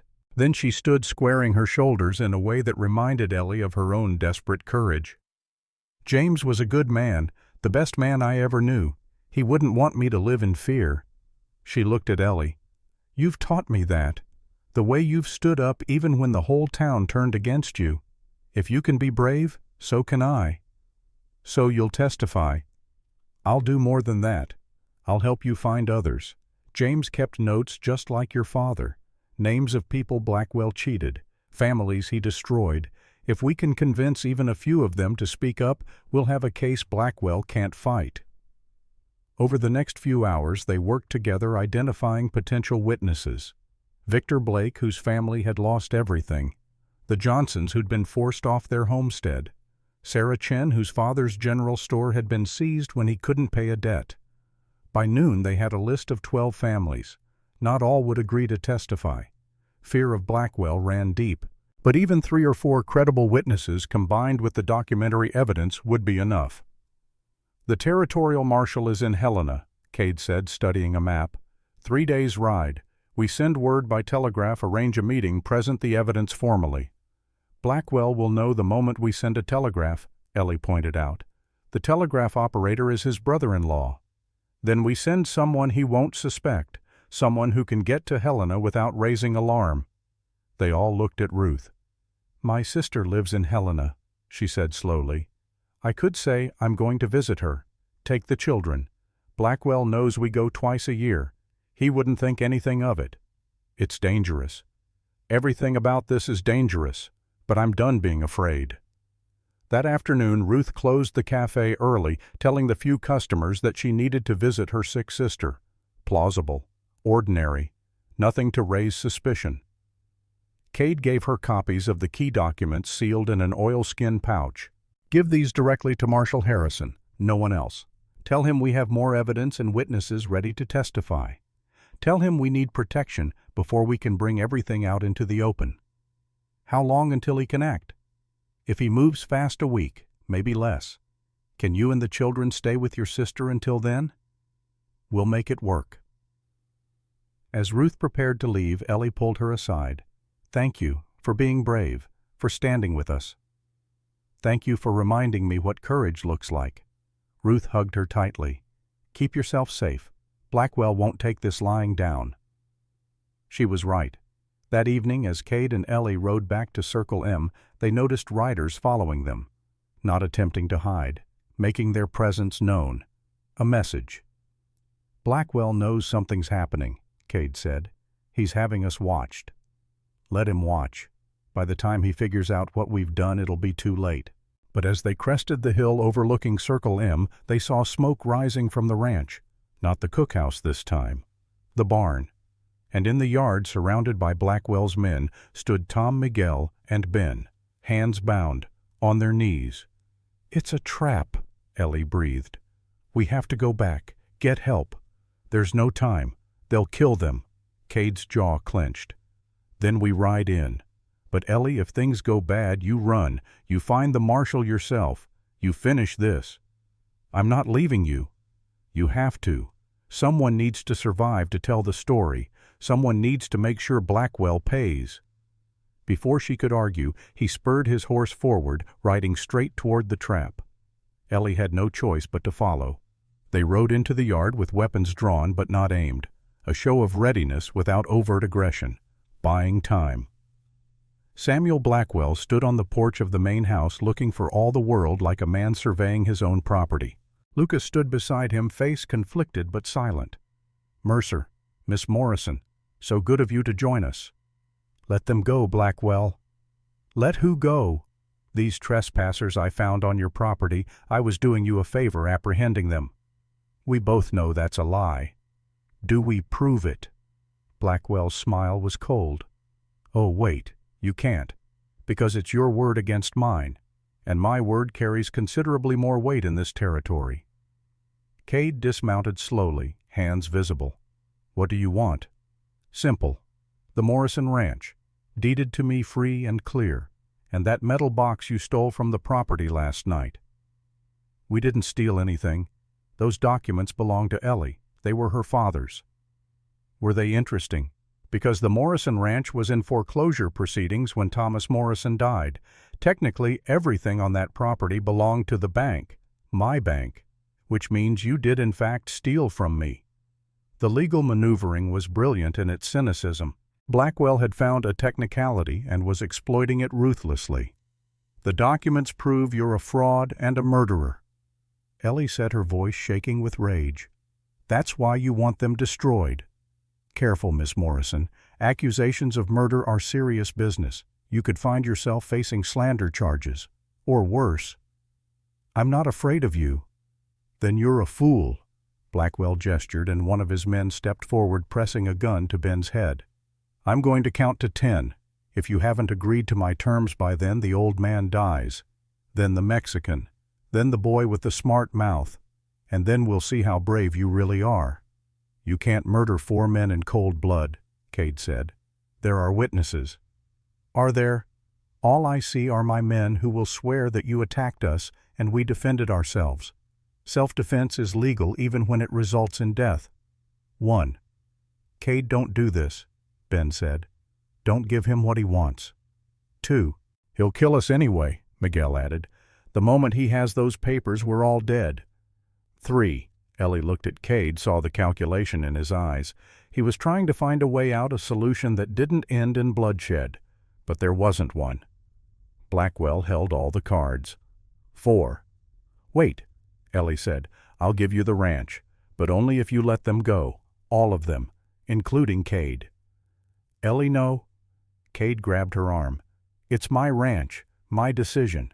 She looked at Blackwell. Do we have a deal? The ranch and the documents. I want both. 5. Fine. The documents too. But you let everyone go first. I watch them ride away. Then I give you what you want. Blackwell considered this, then nodded. Agreed. But you stay. Insurance until I verify the documents are authentic. No, Cade said flatly. That's not acceptable. Then your friends die. Your choice, Mercer. Save your men or save your woman. You can't have both. 6. Time seemed to slow. Ellie could hear her own heartbeat loud in her ears, could see the desperation in Cade's face, the resignation in Ben's, the fear in Tom's and Miguel's, and suddenly she knew what she had to do. I'll stay, she said. Let them go, all of them. Ellie, don't do this. It's already done. She turned to Cade, touching his face gently. You need to survive, to make sure he pays for this, to take care of Joey, to finish what my father started. I can't leave you here. You have to. It's the only way. I love you. I know. I love you too. That's why you have to go. 7. Blackwell was enjoying this, she realized. The Sophie's choice, the moral anguish. He fed on other people's pain. Do we have an agreement, Miss Morrison? We do. On one condition. I want your word in front of all these witnesses that once you have the ranch and the documents, you'll let me go unharmed. You have my word. Your word is worthless. Perhaps, but it's all you're going to get. 8. Take the deal, Cade, Ben said. Live to fight another day. That's what she's giving you. Don't waste it. Cade looked at Ellie, at the woman he'd come to love, offering herself as a sacrifice. Every instinct screamed at him to refuse, to fight, to burn the whole world down rather than let Blackwell win. But Ellie's eyes pleaded with him, begged him to be smart, not brave. All right, he said finally, the words tasting like ash. We'll go. But Blackwell, if you harm her, if you so much as touch her, I will hunt you to the ends of the earth. That's not a threat. It's a promise. Noted. Blackwell's men cut the bonds on Tom, Miguel, and Ben. The 3 men mounted horses, moving stiffly, eyes never leaving Ellie. Cade was the last to mount. Before he did, he pulled the saddlebag containing the documents from his horse and handed it to one of Blackwell's men. "The originals are here. Everything you wanted." Wise choice. As Cade turned his horse to leave, Ellie called out, "Cade, remember what you promised. Finish this." He nodded once, then rode away, the others following. Ellie watched them go, memorizing the sight of Cade's broad shoulders, the set of his spine, the way he sat his horse like he was born to it. When they were out of sight, Blackwell turned to her. "Well, that was touching. Shall we discuss the terms of your surrender more specifically? I kept my end of the bargain. Now keep yours. I want papers drawn up transferring the ranch to you, legal and binding, and then I want to be allowed to leave. Of course. Lucas, ride to town. Fetch Herbert Grayson. Tell him we need a deed drawn up immediately." Lucas hesitated. "Father, maybe we should—" "Do as you're told, boy." Lucas rode away, leaving Ellie alone with Blackwell and his hired guns. The next 3 hours were the longest of Ellie's life. She sat in the main house under guard while Blackwell's men searched the property for any additional evidence. They found the rest of the documents in the desk drawer where Cade had hidden them, burned them in the fireplace one by one, while Blackwell watched with satisfaction. 30 years of work," he said, feeding Thomas Morrison's journal to the flames. "Your father spent 30 years documenting my business dealings, and now it's all ash. Rather poetic, don't you think? You won't get away with this. The marshal is 300 miles away and has no jurisdiction here without a formal complaint. And who's going to file one? You, with what evidence?" He smiled. "You've lost Miss Morrison. Completely. Utterly. And the beautiful thing is, you did it to yourself. Chose to stay behind to save your lover and his men. Very noble, very stupid." When Lucas returned with Herbert Grayson, the elderly lawyer looked deeply uncomfortable. "Miss Morrison, are you certain you want to do this? Signing over your property rights without compensation is highly irregular." "I'm certain," Ellie said. What choice did she have? The deed was drawn up, signed, witnessed, legal and binding. The Morrison Ranch now belonged to Samuel Blackwell. "There," Blackwell said, pocketing the deed. "All nice and tidy. Mr. Grayson, you may go. And Lucas, escort Miss Morrison off the property. She's trespassing now." "You promised to let me go," Ellie said. "And I am. You're free to leave. Of course, where you'll go is another question. You're penniless, homeless. Your reputation is in tatters. You have no family, no prospects, no future. I have friends. Do you? We'll see how loyal they remain when I make it known that anyone who helps you will face my considerable displeasure." Lucas took Ellie's arm gently. "Come on, I'll take you to town." As they walked to the horses, Ellie looked back at the ranch. Her grandfather had built it. Her father had bled for it, and now it belonged to the man who'd destroyed both of them. But as Lucas helped her onto a horse, she felt something pressed into her hand, a folded piece of paper. She looked at him questioningly. He shook his head slightly. "Not here, not now." They rode in silence until they were out of sight of the ranch. Then Lucas spoke. "I'm sorry. For all of this. For my father. For not being strong enough to stand up to him. Why are you helping me? Because you were right to refuse me 3 years ago. I'm weak. I've always been weak. But maybe just once I can do the right thing. What's this?" She unfolded the paper. It was a page from Thomas Morrison's journal, one that hadn't been burned, one that Lucas must have hidden. The page detailed a conversation between Thomas and James Thornton just days before James's death. It included names, dates, specific details of Blackwell's fraudulent schemes, and at the bottom, in Thomas's careful handwriting, a note, "Copy made and sent to Territorial Governor's Office, Helena, case file 1975-0423. "There's another copy," Ellie breathed, "in Helena. My father doesn't know. He thinks he destroyed all the evidence, but this page proves there's more, proves the case file exists. Why are you giving this to me? Because I loved you once, maybe I still do, and because watching my father destroy good people has slowly destroyed me. I can't stop him, but maybe you can." When they reached town, Lucas left her at Ruth's cafe. The place was closed, Ruth still in Helena, but the door was unlocked. "Stay here," Lucas said. "Out of sight. I'll try to get word to Mercer, let him know you're safe." "Lucas, thank you." He nodded once, then rode away. Ellie went inside, locked the door, and finally allowed herself to break down. She'd lost the ranch, lost the evidence, nearly lost everything. But she still had this one page, this one chance, and she still had Cade. Cade Mercer had never felt so much rage in his entire life. He'd left Ellie behind, left her in the hands of a murderer. Every instinct screamed at him to go back to fight, to burn Blackwell's world to ashes. But he'd made a promise. Finish this. The ride back to Circle M was silent, each man lost in dark thoughts. When they arrived, they found Joey sitting on the porch, Carmen beside him, both waiting anxiously. "Where's Aunt Ellie?" Joey asked immediately. Cade dismounted, kneeling in front of the boy. "She had to stay behind for a little while, to keep us safe." "When is she coming back?" "Soon, I promise, soon." Carmen met Cade's eyes over Joey's head.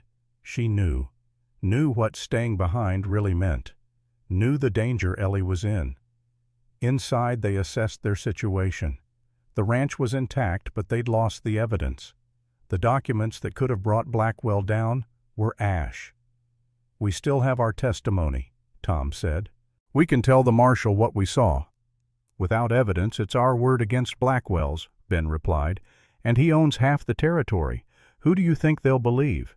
Then we get evidence. We find proof of what he's done. What proof he destroyed everything?" "Not everything," Miguel said quietly. "Senorita Ellie gave me something before we rode out, said to keep it safe in case things went bad." He reached into his shirt, pulling out a folded paper. The deed to Morrison Ranch, signed by Thomas Morrison, clearly stating that the property belonged to Ellie.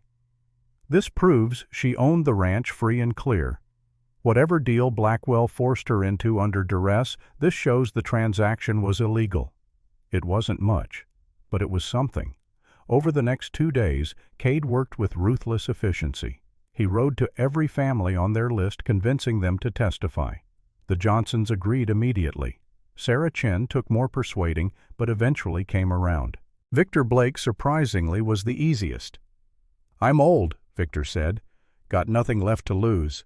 Blackwell took everything from me 30 years ago. If I can take something from him before I die, I'll go to my grave happy." By the 3rd day, they had 8 families willing to testify. 8 stories of fraud, extortion, and theft. It still wasn't enough without the documents, but it was a start. Then, late on the 3rd night, Lucas Blackwell rode into Circle M.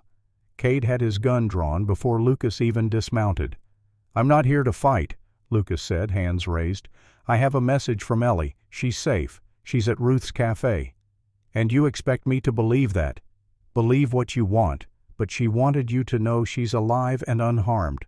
My father let her go after she signed the deed, after he coerced her into signing under threat of death.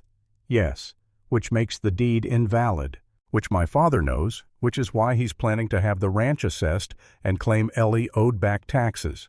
Create a legal basis for the seizure that will stand up in court. Your father thinks of everything. He's a careful man, meticulous. It's what makes him dangerous. Then why are you here to gloat?" Lucas reached into his coat, slowly pulling out a paper. "Because Ellie asked me to give you this." It was the journal page, the one mentioning the case file in Helena. Cade read it twice, hardly daring to believe. "There's another copy. Apparently, my father doesn't know, yet, but he will eventually. He has contacts in Helena, people who'll alert him if anyone starts asking questions about old case files. Then we have to move fast, get to Helena before his people can destroy the evidence. It's a 3-day ride. You'll never make it before word reaches my father. Then I'll make it in 2. Even if you do, you'll need someone to verify the documents, someone with legal standing. The territorial governor won't just hand over sensitive files to a rancher from Red Creek. I'll figure it out. Or," Lucas said carefully, "you could let me help." "Why would you help me? He's your father." He's a monster, and I've stood by and watched him destroy good people my entire life. I can't change the past, but maybe I can change the future." Cade studied him, looking for deception, finding only weary sincerity. "If you're lying, if this is some trick, then you can kill me. I won't stop you. I probably deserve it for all the times I should have acted and didn't." Ben spoke up from the doorway. "We don't have time for debate. If there's evidence in Helena, we need it. Now, before Blackwell figures out what we're doing." "Agreed," Cade said. "Tom Miguel, you stay here. Protect Joey and Carmen. Ben, you're with me. And Lucas, you're coming too. If this is a trap, I want you where I can see you." They rode out within the hour, pushing the horses hard through the night. Lucas proved himself useful immediately, knowing shortcuts through the mountains that cut hours off the journey.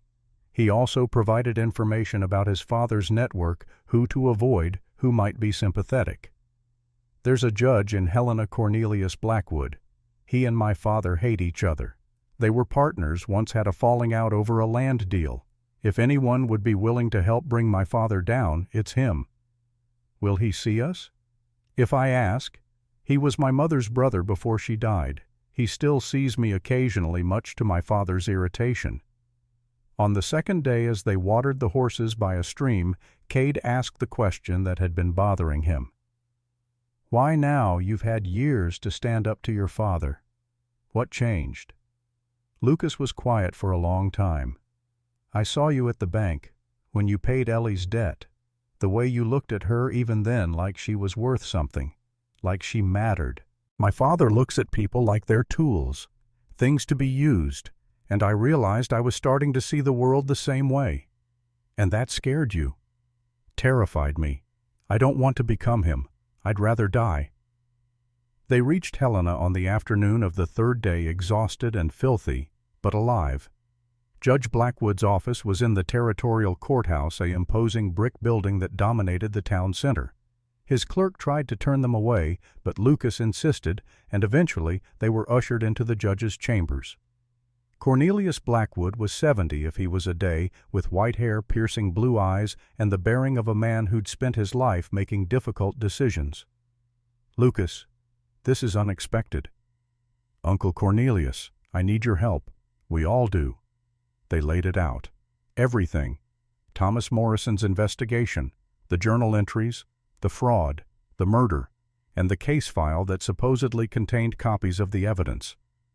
Blackwood listened without interrupting. When they finished, he leaned back in his chair, steepling his fingers. "These are serious allegations. Samuel Blackwell is a powerful man. Accusing him of fraud and murder will have consequences. We have proof, or we will if the case file exists. And if it doesn't, if Thomas Morrison never filed the documents, then we're asking you to believe us on faith." "Faith," Blackwood smiled slightly. "That's in short supply in a courtroom." "You hate him," Lucas said bluntly. "My father. You've hated him for 30 years. This is your chance to bring him down legally." "Hatred is not a basis for justice. But truth is. And the truth is that my father is a criminal. He's destroyed families, stolen land, and killed anyone who threatened to expose him. If you don't help us, he'll keep doing it, for years, decades." Blackwood was silent for a long moment. Then he stood, walking to a filing cabinet in the corner of his office. "Case file, 1875-0423. I remember it. Thomas Morrison filed a formal complaint against Samuel Blackwell. Fraud, usury, conspiracy to commit theft. He brought documents, sworn statements, but before we could act, Thomas withdrew the complaint, said he'd made a mistake, been confused. We had to drop the investigation." "He was threatened," Cade said. "Blackwell must have gotten to him, made him back down." "Likely, but the file still exists. All evidence submitted becomes part of the official record, even in dropped cases." He opened the cabinet, pulled out a thick folder, and dropped it on his desk. Inside were copies of deeds, contracts, letters, everything that had been in Thomas's metal box, everything Blackwell thought he'd destroyed. "My God," Cade breathed. "It's all here." "Yes, but before I release this to you, I need something from you. A sworn statement detailing everything you know, signed and witnessed. If we're going to do this, we're going to do it right. They spent the next 3 hours writing statements, signing documents, building a legal case. Blackwood listened to each testimony, asked pointed questions, verified facts. Finally, he sat back. This is enough, more than enough. I can issue a warrant for Samuel Blackwell's arrest on multiple counts of fraud. The murder charge is more difficult to prove, but we can pursue it. How long until you can act? I'll send a marshal to Red Creek tomorrow, with papers authorizing him to take Blackwell into custody. It's over, gentlemen. You've won. But even as he said it, the door to the office burst open. A young clerk stood there, face pale. Your Honor, there's been a telegraph from Red Creek. The town is on fire, multiple buildings burning, and there are reports of shots fired. Cade's blood ran cold. Blackwell knows. He knows what we're doing. Or he's decided to destroy everything rather than let it fall into other hands, Blackwood said grimly. Either way, you need to get back there, now. They rode like demons, stopping only to change horses. What had taken 3 days going took less than 2 coming back. But even from miles away they could see the smoke. Red Creek was burning. The fire had started at the telegraph office. That much was clear from the charred remains and the testimony of survivors. Someone had broken in during the night, doused the place in kerosene, and set it ablaze. The fire spread quickly in the dry summer heat. The general store, the saloon, the building that housed the land office, all gone. And in the chaos, people had died. 3 confirmed, several others missing. Cade rode through the destruction, heart pounding, searching for Ellie. He found Ruth first, her cafe miraculously untouched, organizing relief efforts for the displaced families. "Where's Ellie?" he demanded. "I don't know. She was here yesterday, but when the fire started, she ran toward the Morrison Ranch. Said something about protecting evidence." "Evidence? What evidence?" "I don't know. She didn't explain, just ran." Cade didn't wait to hear more. He spurred his horse toward the Morrison Ranch, Lucas and Ben following. They found the ranch house burning, not a small fire, a conflagration. Someone had systematically set fires throughout the structure, ensuring complete destruction. And in the yard, fighting the flames with a bucket brigade of 1, was Ellie. Her dress was scorched, her face streaked with soot and tears, her hands blistered and bleeding. But she kept throwing water, kept fighting even as the house collapsed in on itself. Cade jumped from his horse, grabbing her around the waist, pulling her away from the heat. "Let me go. I have to save it." "It's gone. Ellie, let it go." "No. The well. The evidence in the old well. There's more documents Father hid. I have to." The roof collapsed with a roar of flame and sparks. The heat drove them back, made breathing almost impossible. When the house finally fell, leaving only burning timbers and ash, Ellie collapsed in Cade's arms, sobbing. "Everything. He took everything." "I know. I'm sorry. I'm so sorry." Lucas dismounted, staring at the destruction. "My father did this, to cover his tracks, to destroy anything that might incriminate him." "Where is he?" Cade asked, his voice deadly quiet. "His house in town. Probably watching it burn, enjoying it." Cade gently released Ellie, placing her in Ben's care. Then he mounted his horse again. "Cade, what are you doing?" Ben asked. "What I should have done weeks ago. You can't just ride into town and shoot him. That's murder." "I'm not going to shoot him. I'm going to make him confess, in front of witnesses, and then I'm going to let the law handle him. And if he doesn't confess..." Cade didn't answer. Didn't need to. They all knew what would happen. The Blackwell mansion stood on a hill overlooking Red Creek, untouched by the fire. Blackwell had made sure of that, probably had men stationed to protect his property while the town burned. Cade rode up the long drive, not bothering to hide his approach. By the time he reached the house, Blackwell was waiting on the porch, flanked by armed men. "Mercer, I wondered when you'd show up." "Call off your dogs, Blackwell. This is between you and me." "Is it? Because from where I'm standing, you're the one trespassing on my property. I'd be within my rights to have you shot. You could try, but your men would die first, and you'd die last. and you'd die knowing that everything you built was about to come crashing down." "Big words. Can you back them up?"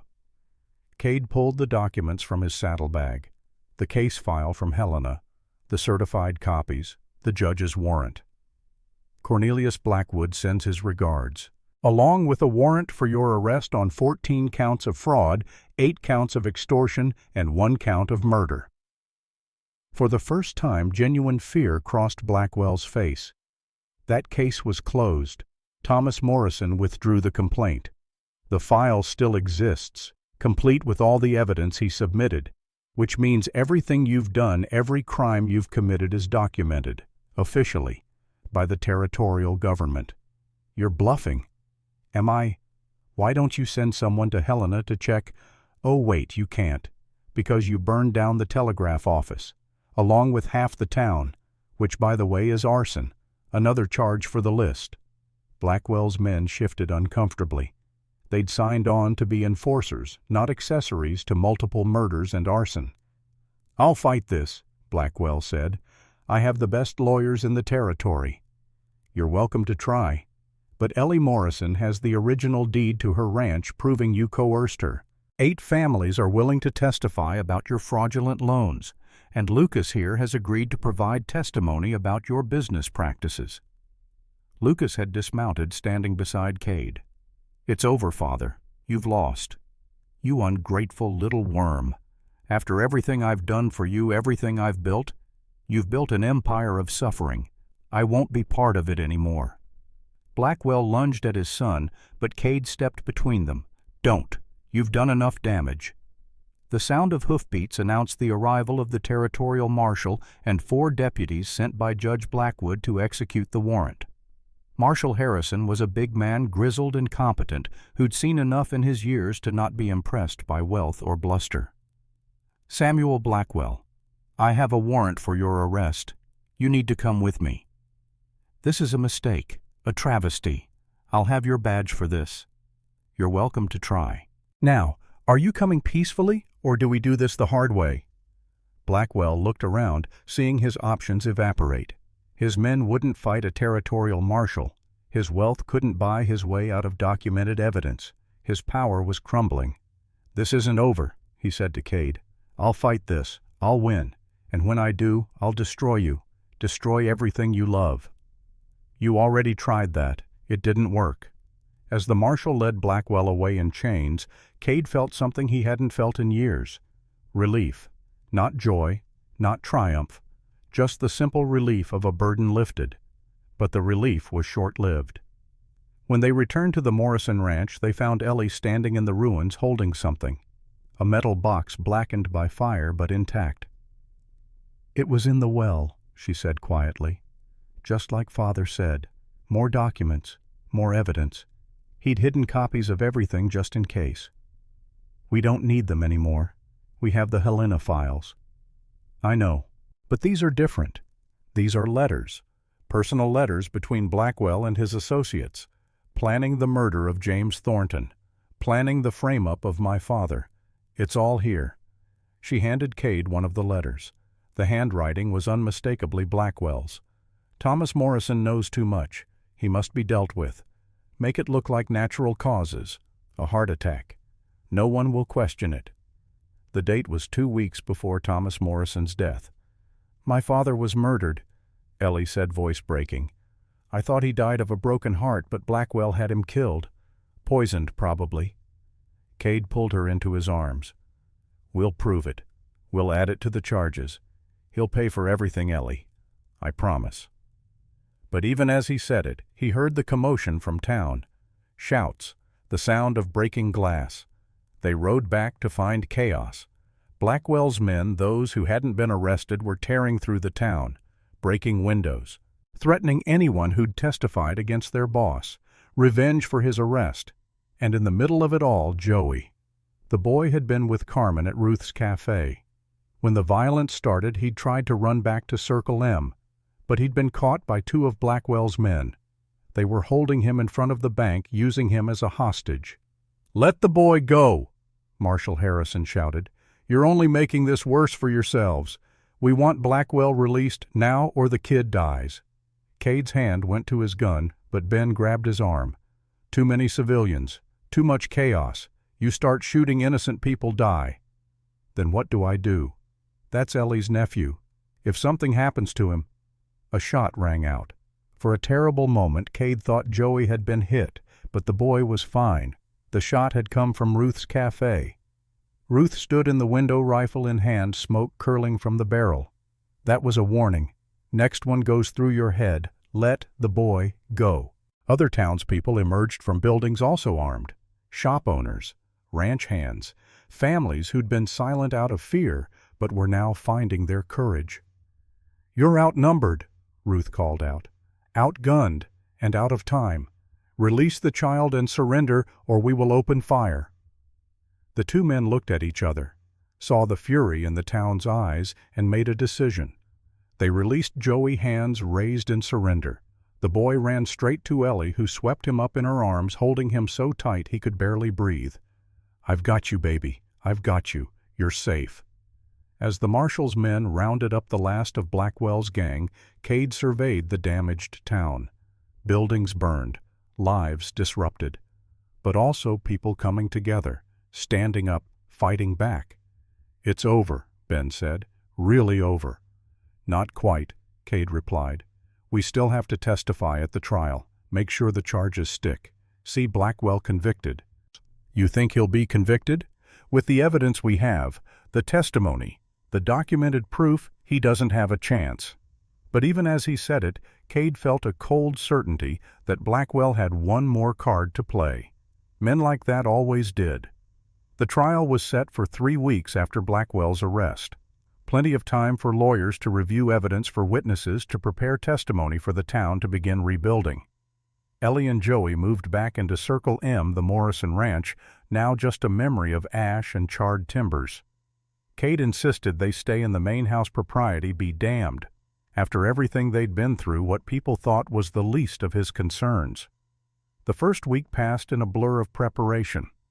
Cade met with the prosecutor, a sharp young lawyer named Daniel Reeves, who'd been sent from Helena specifically for this case. They went over every piece of evidence, every witness statement, building a case so airtight not even the best defense attorney could crack it. Ellie spent her time caring for Joey, who'd grown quiet and withdrawn since the hostage incident. The boy barely spoke, barely ate, jumped at sudden noises. "He needs time," Carmen said. "Time to feel safe again." What if he never does? What if this broke something in him? Children are stronger than we know. He will heal. We all will. But on the 8th day, everything changed. A rider arrived at Circle M in the middle of the night. Not one of Blackwell's men. A stranger. Middle-aged, well-dressed, riding a fine horse. "I need to speak with Cade Mercer. Privately." Against his better judgment, Cade invited the man into his study. "My name is Robert Chandler. I'm an attorney from Denver. I represent Samuel Blackwell. Get out of my house. Please hear me out. 5 minutes. That's all I ask." Cade's hand rested on his gun, but he nodded. "Mr. Blackwell is prepared to make a deal. He'll plead guilty to fraud and embezzlement. He'll serve prison time, 10 years, no possibility of parole, but in exchange the murder charges are dropped, all of them." "No, you haven't heard the full offer. As part of the deal, he'll sign over all properties acquired through fraudulent means to their original owners, including the Morrison Ranch to Miss Morrison. He'll pay restitution, make whole as many families as possible, in exchange for getting away with murder, in exchange for guaranteeing that justice is served. Mr. Mercer, you're a smart man. You know how trials work. Juries are unpredictable. Evidence can be challenged. Witnesses can be discredited. If this goes to trial, there's a real chance Blackwell walks away completely free. Not with the evidence we have. Are you willing to bet everything on that? Because that's what you'd be doing. If he's acquitted, double jeopardy applies. He can never be tried for these crimes again. But if he pleads guilty now, he goes to prison. Guaranteed. Families get their land back. Guaranteed. The town gets peace. Guaranteed." Cade wanted to refuse, wanted to see Blackwell hang for murder. But the lawyer's words hit home. Trials were uncertain, and if Blackwell was acquitted, "I need to think about it." You have 24 hours. After that, the offer expires and we go to trial. Choose wisely, Mr. Mercer, because the wrong choice could let a murderer walk free." After the lawyer left, Cade sat in the darkness wrestling with impossible choices. He told Ellie the next morning. She listened in silence, her face unreadable. "What do you think we should do?" he asked. "I think we should ask the families. Everyone Blackwell hurt. They deserve a say in this." So they did. They called a meeting at Ruth's rebuilt cafe, everyone who'd suffered under Blackwell's schemes. 12 families, 43 people total. Cade laid out the choice: guaranteed conviction with prison time and restitution, or trial with the possibility of complete acquittal. The room erupted in argument. "He killed my husband," Ruth said. "I won't let him escape justice for that." "But what if he goes free?" Mrs. Johnson countered. "What if the jury believes his lawyers? We'd get nothing, worse than nothing." 10 years in prison is something," Victor Blake said. "More than I thought we'd ever get." "It's not enough. Not for murder." Back and forth they argued, voices rising, emotions raw. In the end they took a vote.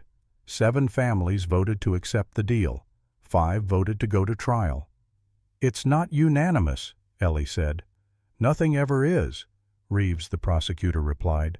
"But it's a majority. And Mr. Mercer, Miss Morrison, as the primary complainants, the final decision rests with you." Ellie looked at Cade.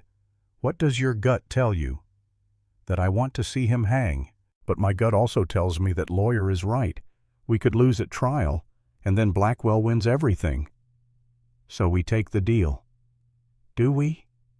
"Your father was murdered, Ellie. So was James Thornton. Maybe others. Do we really let that go?" She was quiet for a long time.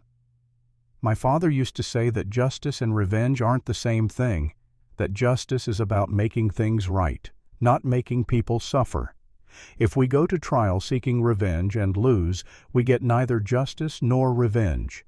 But if we take the deal, at least some things get made right. You're saying accept the offer. I'm saying I trust you to make the right choice. Whatever you decide, I'll support." That night, Cade couldn't sleep. He walked the ranch thinking about Thomas Morrison, about Sarah and James, about all the people Blackwell had destroyed. He found himself at James's grave, the small marker he'd placed 3 years ago. "I don't know what to do," he said to the stone. "Part of me wants to fight, to make sure he pays for everything. But part of me knows that protecting what's left is more important than punishing what's lost." The wind rustled through the grass. No answers, just silence. At dawn, Cade made his decision. He met with Chandler and Reeves together. "We'll take the deal, but with additional conditions. Blackwell allocates half his remaining fortune to a fund for the families he destroyed. He publicly confesses to every crime, including the murders, even if he's not prosecuted for them, and he's barred from ever returning to Montana Territory upon his release." Chandler considered. "I'll present the terms to my client." 2 hours later he returned. "Mr. Blackwell accepts, with one caveat. He wants to speak with Miss Morrison, privately, before he signs the confession." "Absolutely not," Cade said. "It's non-negotiable. Either she agrees to a 10-minute supervised meeting or the deal is off and we go to trial." Ellie, who'd been listening from the next room, stepped forward. "I'll do it." "Ellie, you don't have to." "Yes, I do. If this is what it takes to end this, I'll do it." The meeting was arranged for the county jail. Marshal Harrison would be present along with Cade and the prosecutor. Blackwell would remain shackled. When Ellie entered the cell area, Blackwell looked diminished. Smaller somehow, prison clothes instead of fine suits, hands bound, power stripped away. "Miss Morrison, thank you for coming. I didn't do it for you. I did it so this can end." "I know." He was quiet for a moment. "I want you to understand something. I'm not a monster. I'm a businessman. Everything I did according to the logic of business. Maximize profit, minimize risk, eliminate competition. You murdered people.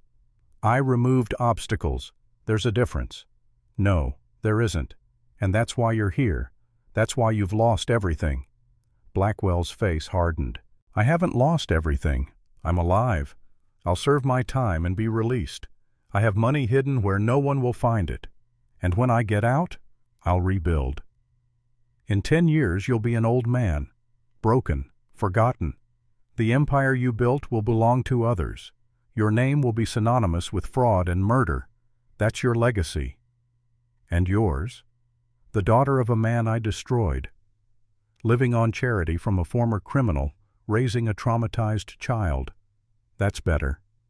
Yes, because I have something you never will. People who love me. People I love in return. You're alone, Mr. Blackwell, and you'll die alone. That's justice enough. She stood to leave, but Blackwell called after her. Your father, Thomas. He was a good man, the best I ever knew. That's why I had to kill him. Good men are dangerous to people like me.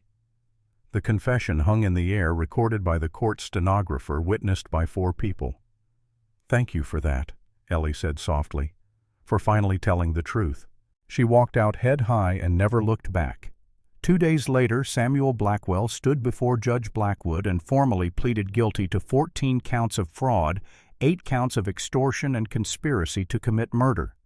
He was sentenced to 10 years in the territorial prison. The families got their land back. The restitution fund was established, and Red Creek began slowly to heal. But for Ellie, standing in the courtroom watching Blackwell be led away, it felt less like victory and more like exhaustion. She'd won, but the cost had been everything she'd ever known. 3 months after the trial, Red Creek had changed. New buildings rose where old ones had burned. The Morrison Ranch, though still scarred, had begun reconstruction thanks to Blackwell's restitution fund and help from neighboring ranchers. Ruth's Cafe had expanded, becoming a true gathering place for the community. But the biggest change was in the people themselves. The families who'd testified against Blackwell, who'd stood up to power despite their fear, had found something they'd lost. Dignity, self-respect, the knowledge that they'd fought back and won. Ellie divided her time between Circle M and the Morrison Ranch. Cade had proposed properly this time with a ring he'd commissioned from a jeweler in Helena. She'd said yes, without hesitation. They planned to marry in the spring after the Morrison Ranch was fully rebuilt. A new beginning in every sense. Joey was slowly recovering. He still had nightmares, sometimes still flinched at loud noises. But he smiled more, laughed occasionally, and he'd started calling Cade Pa when he thought no one was listening. It was a Sunday afternoon, warm for October, when the riders appeared. 6 of them led by a man Cade recognized immediately despite the years. Marshal Harrison had returned, and he didn't look happy. Mercer, Miss Morrison, we need to talk. They gathered in Cade's study. Harrison looked older, tired, carrying news he didn't want to deliver. Samuel Blackwell escaped from prison 2 weeks ago, killed a guard during the breakout. He's been moving south toward the Mexican border, but we've had reports he's headed back this way. The words hit like a physical blow. How? Ellie asked. The territorial prison is supposed to be secure. He had help on the inside, guards he'd bribed before his conviction. They waited until people stopped paying attention, then broke him out during a prisoner transfer. You've been hunting him for 2 weeks and didn't warn us. We thought we had him cornered in Cheyenne 3 days ago, but he slipped through. We tracked him heading back this way and got here as fast as we could. Why would he come back? He's a wanted man here. He should be running. Harrison pulled out a piece of paper, a letter written in Blackwell's distinctive hand. Because he sent this to Judge Blackwood, promising that before he leaves the territory for good, he has unfinished business to settle. We believe he's coming for you, both of you. Cade felt cold certainty settle in his gut. He's not just running. He's coming to kill us. That's our assessment. I've brought deputies. We'll station them around both ranches, set up a perimeter. But Blackwell is smart. He won't come straight at us. He'll wait. Watch. Strike when we're vulnerable. So what do? Sit here like bait in a trap. That's exactly what we do. We use you to draw him out. Then we end this. Permanently. Ellie shook her head. No, I won't put Joey at risk, or Carmen, or anyone else. If Blackwell wants me, let him come. But somewhere away from innocent people. That's not how this works, Miss Morrison. Then make it work. Because I didn't survive everything I've been through to let that monster hurt people I love. They argued for an hour, but Ellie was immovable. Finally, a plan took shape. The Morrison Ranch would be the trap. Ellie and Cade would stay there visibly vulnerable. The deputies would hide in the surrounding area out of sight, but close enough to respond quickly. Joey and Carmen would be moved to town under guard at Ruth's Cafe. He'll see through this, Cade warned. Blackwell's not stupid. He doesn't have to believe it completely. He just has to be tempted. Rage makes people reckless, and Blackwell has a lot to be angry about. The next 3 days were tense. Every shadow could be Blackwell, every sound a threat. Cade and Ellie slept in shifts, weapons always close, waiting for an attack that didn't come. On the 4th night it happened, not at the Morrison Ranch, at Circle M. Tom had been feeding the horses when he heard something, a sound that didn't belong. He went to investigate and found the barn on fire. Not a small fire, a conflagration just like the cookhouse months before. He ran to sound the alarm, but a figure emerged from the smoke. Samuel Blackwell, older and harder than before, holding a gun. "Where are they, Mercer and the Morrison woman?" "Go to hell." Blackwell shot him, not to kill, in the leg. Tom went down screaming. Miguel came running at the sound, but Blackwell was ready. He clubbed Miguel with the gun, knocking him unconscious. By the time the deputies arrived from their positions at the Morrison Ranch, Blackwell was gone, and Tom was bleeding out in the dirt. They got him to the doctor in town, but it was close, too close. "He's sending a message," Harrison said. "He can strike anywhere, any time. No one is safe." "Then we end this," Cade replied. "Tonight. We find him, and we end it." "He could be anywhere. We don't have the manpower to search the entire territory." But Ellie knew. "He's at the Morrison Ranch, my father's ranch, where it all started. That's where he'll make his stand." "How can you be sure?" "Because that's what I'd do. It's symbolic, poetic. He destroys the ranch that destroyed him. It's the ending he wants." They rode out at dusk. Cade, Ellie, Harrison, and 4 deputies. The ranch was dark when they arrived, no lights, no movement. But smoke rose from the chimney. Someone was inside. "Let me go in," Cade said. "Alone. He wants to gloat, to explain, to make me understand why I deserve to die. Give him that, and while he's talking you move into position. That's suicide. That's strategy. Trust me." Against his better judgment, Harrison agreed. Cade approached the house openly, hands visible, no weapon drawn. The door was unlocked. Inside, a fire burned in the hearth, and Samuel Blackwell sat in Thomas Morrison's old chair, drinking Thomas Morrison's whiskey. "Mercer, I was wondering when you'd arrive.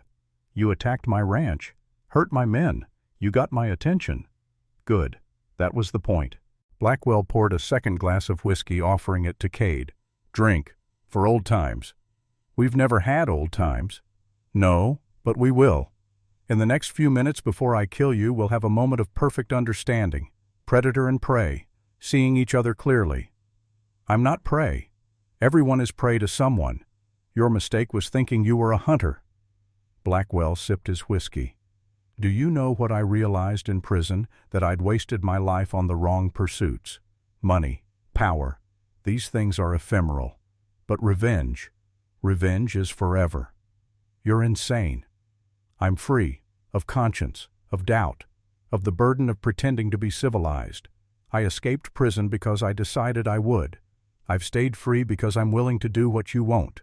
I'll kill you tonight and your woman and anyone else who stands between me and my revenge, and I'll sleep perfectly afterward. You won't make it out of this territory alive. Probably not, but I'll die satisfied. Can you say the same?" Outside, Harrison and his men were moving into position. Through the window, Cade could see their shadows. He needed to keep Blackwell talking, just a little longer. "You blame me for your downfall, but I was just a tool. Your own greed brought you down, your own evil." "Evil," Blackwell laughed. "There's no such thing. just people pursuing their self-interest with varying degrees of efficiency. I was efficient, until you interfered. I didn't interfere. I saved a woman from losing her home. Everything else was you. Was it? Or was it her father, Thomas Morrison, the righteous fool? He could have looked the way, taken the bribes I offered, lived quietly.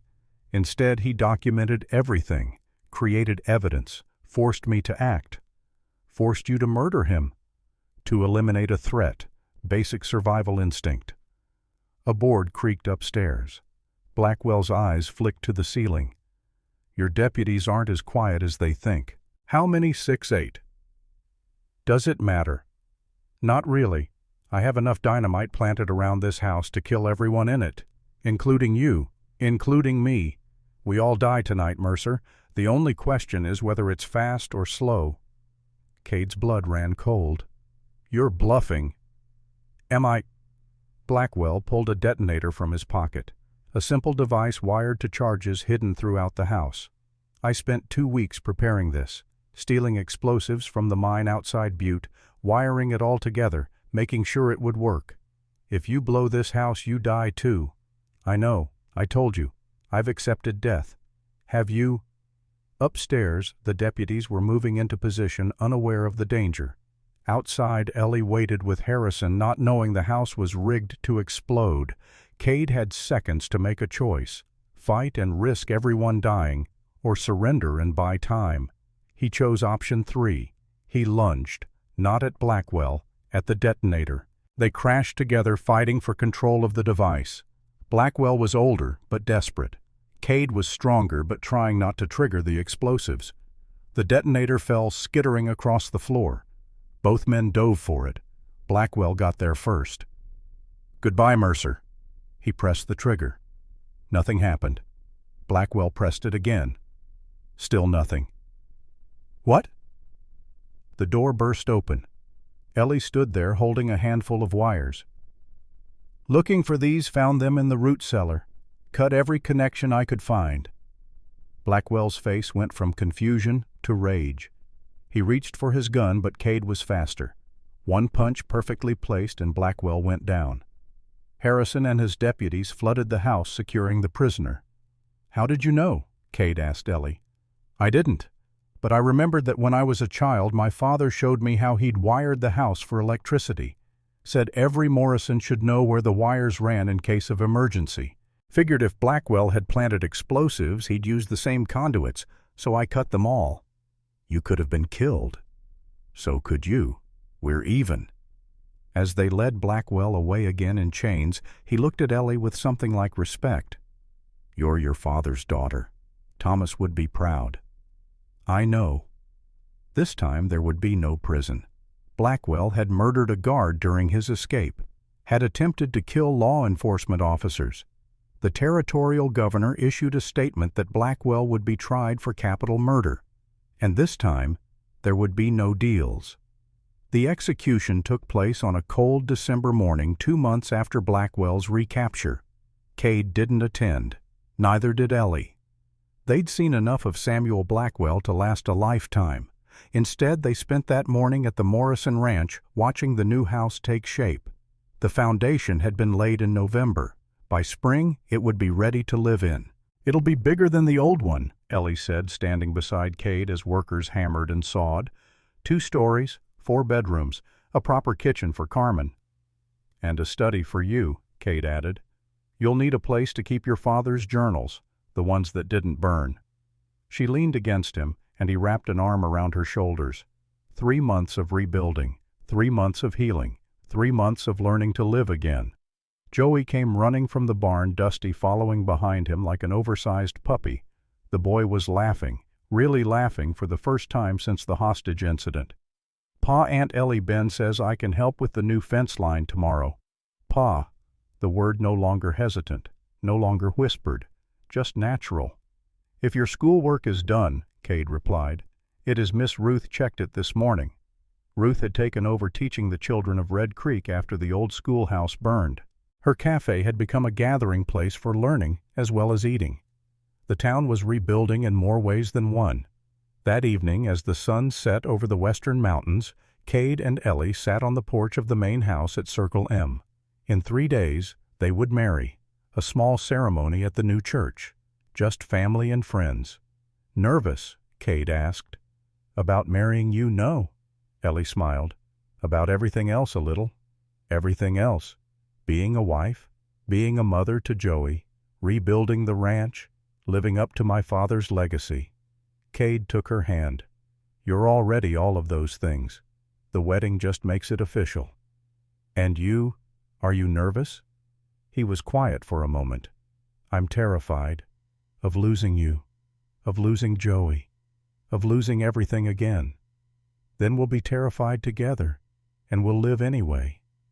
He kissed her then there in the fading light, and it felt like a promise, like a vow made before the vows. Spring 1879. The Morrison Ranch stood rebuilt better than before. The house gleamed with fresh paint. The barn was solid and strong. The fields green with new grass stretched toward the mountains. Cade and Ellie Morrison stood on their porch watching Joey chase chickens in the yard. Carmen hummed in the kitchen making the pies that had started everything. "Do you ever think about that first day?" Ellie asked. "When I brought you that pie?" "Every day. I think about how close I came to saying no, to walking away, to missing all of this. What changed your mind, really? The taste, the connection to Sarah, but more than that." He turned to face her. "I think some part of me knew that saying yes to you meant saying yes to life again. And now I can't imagine saying anything else." In the distance the town of Red Creek was visible, rebuilt, renewed, no longer under Blackwell's shadow. 8 families had gotten their land back. Ruth's Cafe thrived. Victor Blake had died peacefully in his sleep 6 months after the trial, finally at peace. Lucas Blackwell had moved to California, sending occasional letters that spoke of a new life, a fresh start. And on a hillside outside town, 3 graves stood in a row. Sarah Mercer, James Mercer, Thomas Morrison. Cade visited them sometimes, bringing flowers, speaking quietly to the dead. But he no longer lived there. He lived here, with Ellie, with Joey, with the family they'd built from loss and courage and love. "Come inside," Ellie said, taking his hand. "Dinner's ready, and Carmen made apple pie." Cade smiled. Of course she did. As they walked into their home, Joey ran up to join them, and Carmen called out that the table was set. The door closed behind them, and through the window lamplight glowed warm and golden. Outside, the Montana sky stretched vast and endless, stars beginning to emerge, the land settling into night. And in that small house, in that rebuilt ranch, in that town that had faced darkness and chosen light, a family gathered around a table. Not perfect, not without scars, but alive, and together, and home. The pie sat in the center of the table, steam rising from the lattice crust. Cade cut 4 slices, 1 for each of them, and as they ate, Carmen told stories that made Joey laugh and Ellie smile. And for the first time in 3 years, Cade Mercer felt complete. Not because the pain was gone, not because he'd forgotten Sarah and James, but because he'd learned that the heart has room for more than one love, more than one family, more than one chapter. And this chapter, this life, this love, it was worth every moment of the journey that had brought him here.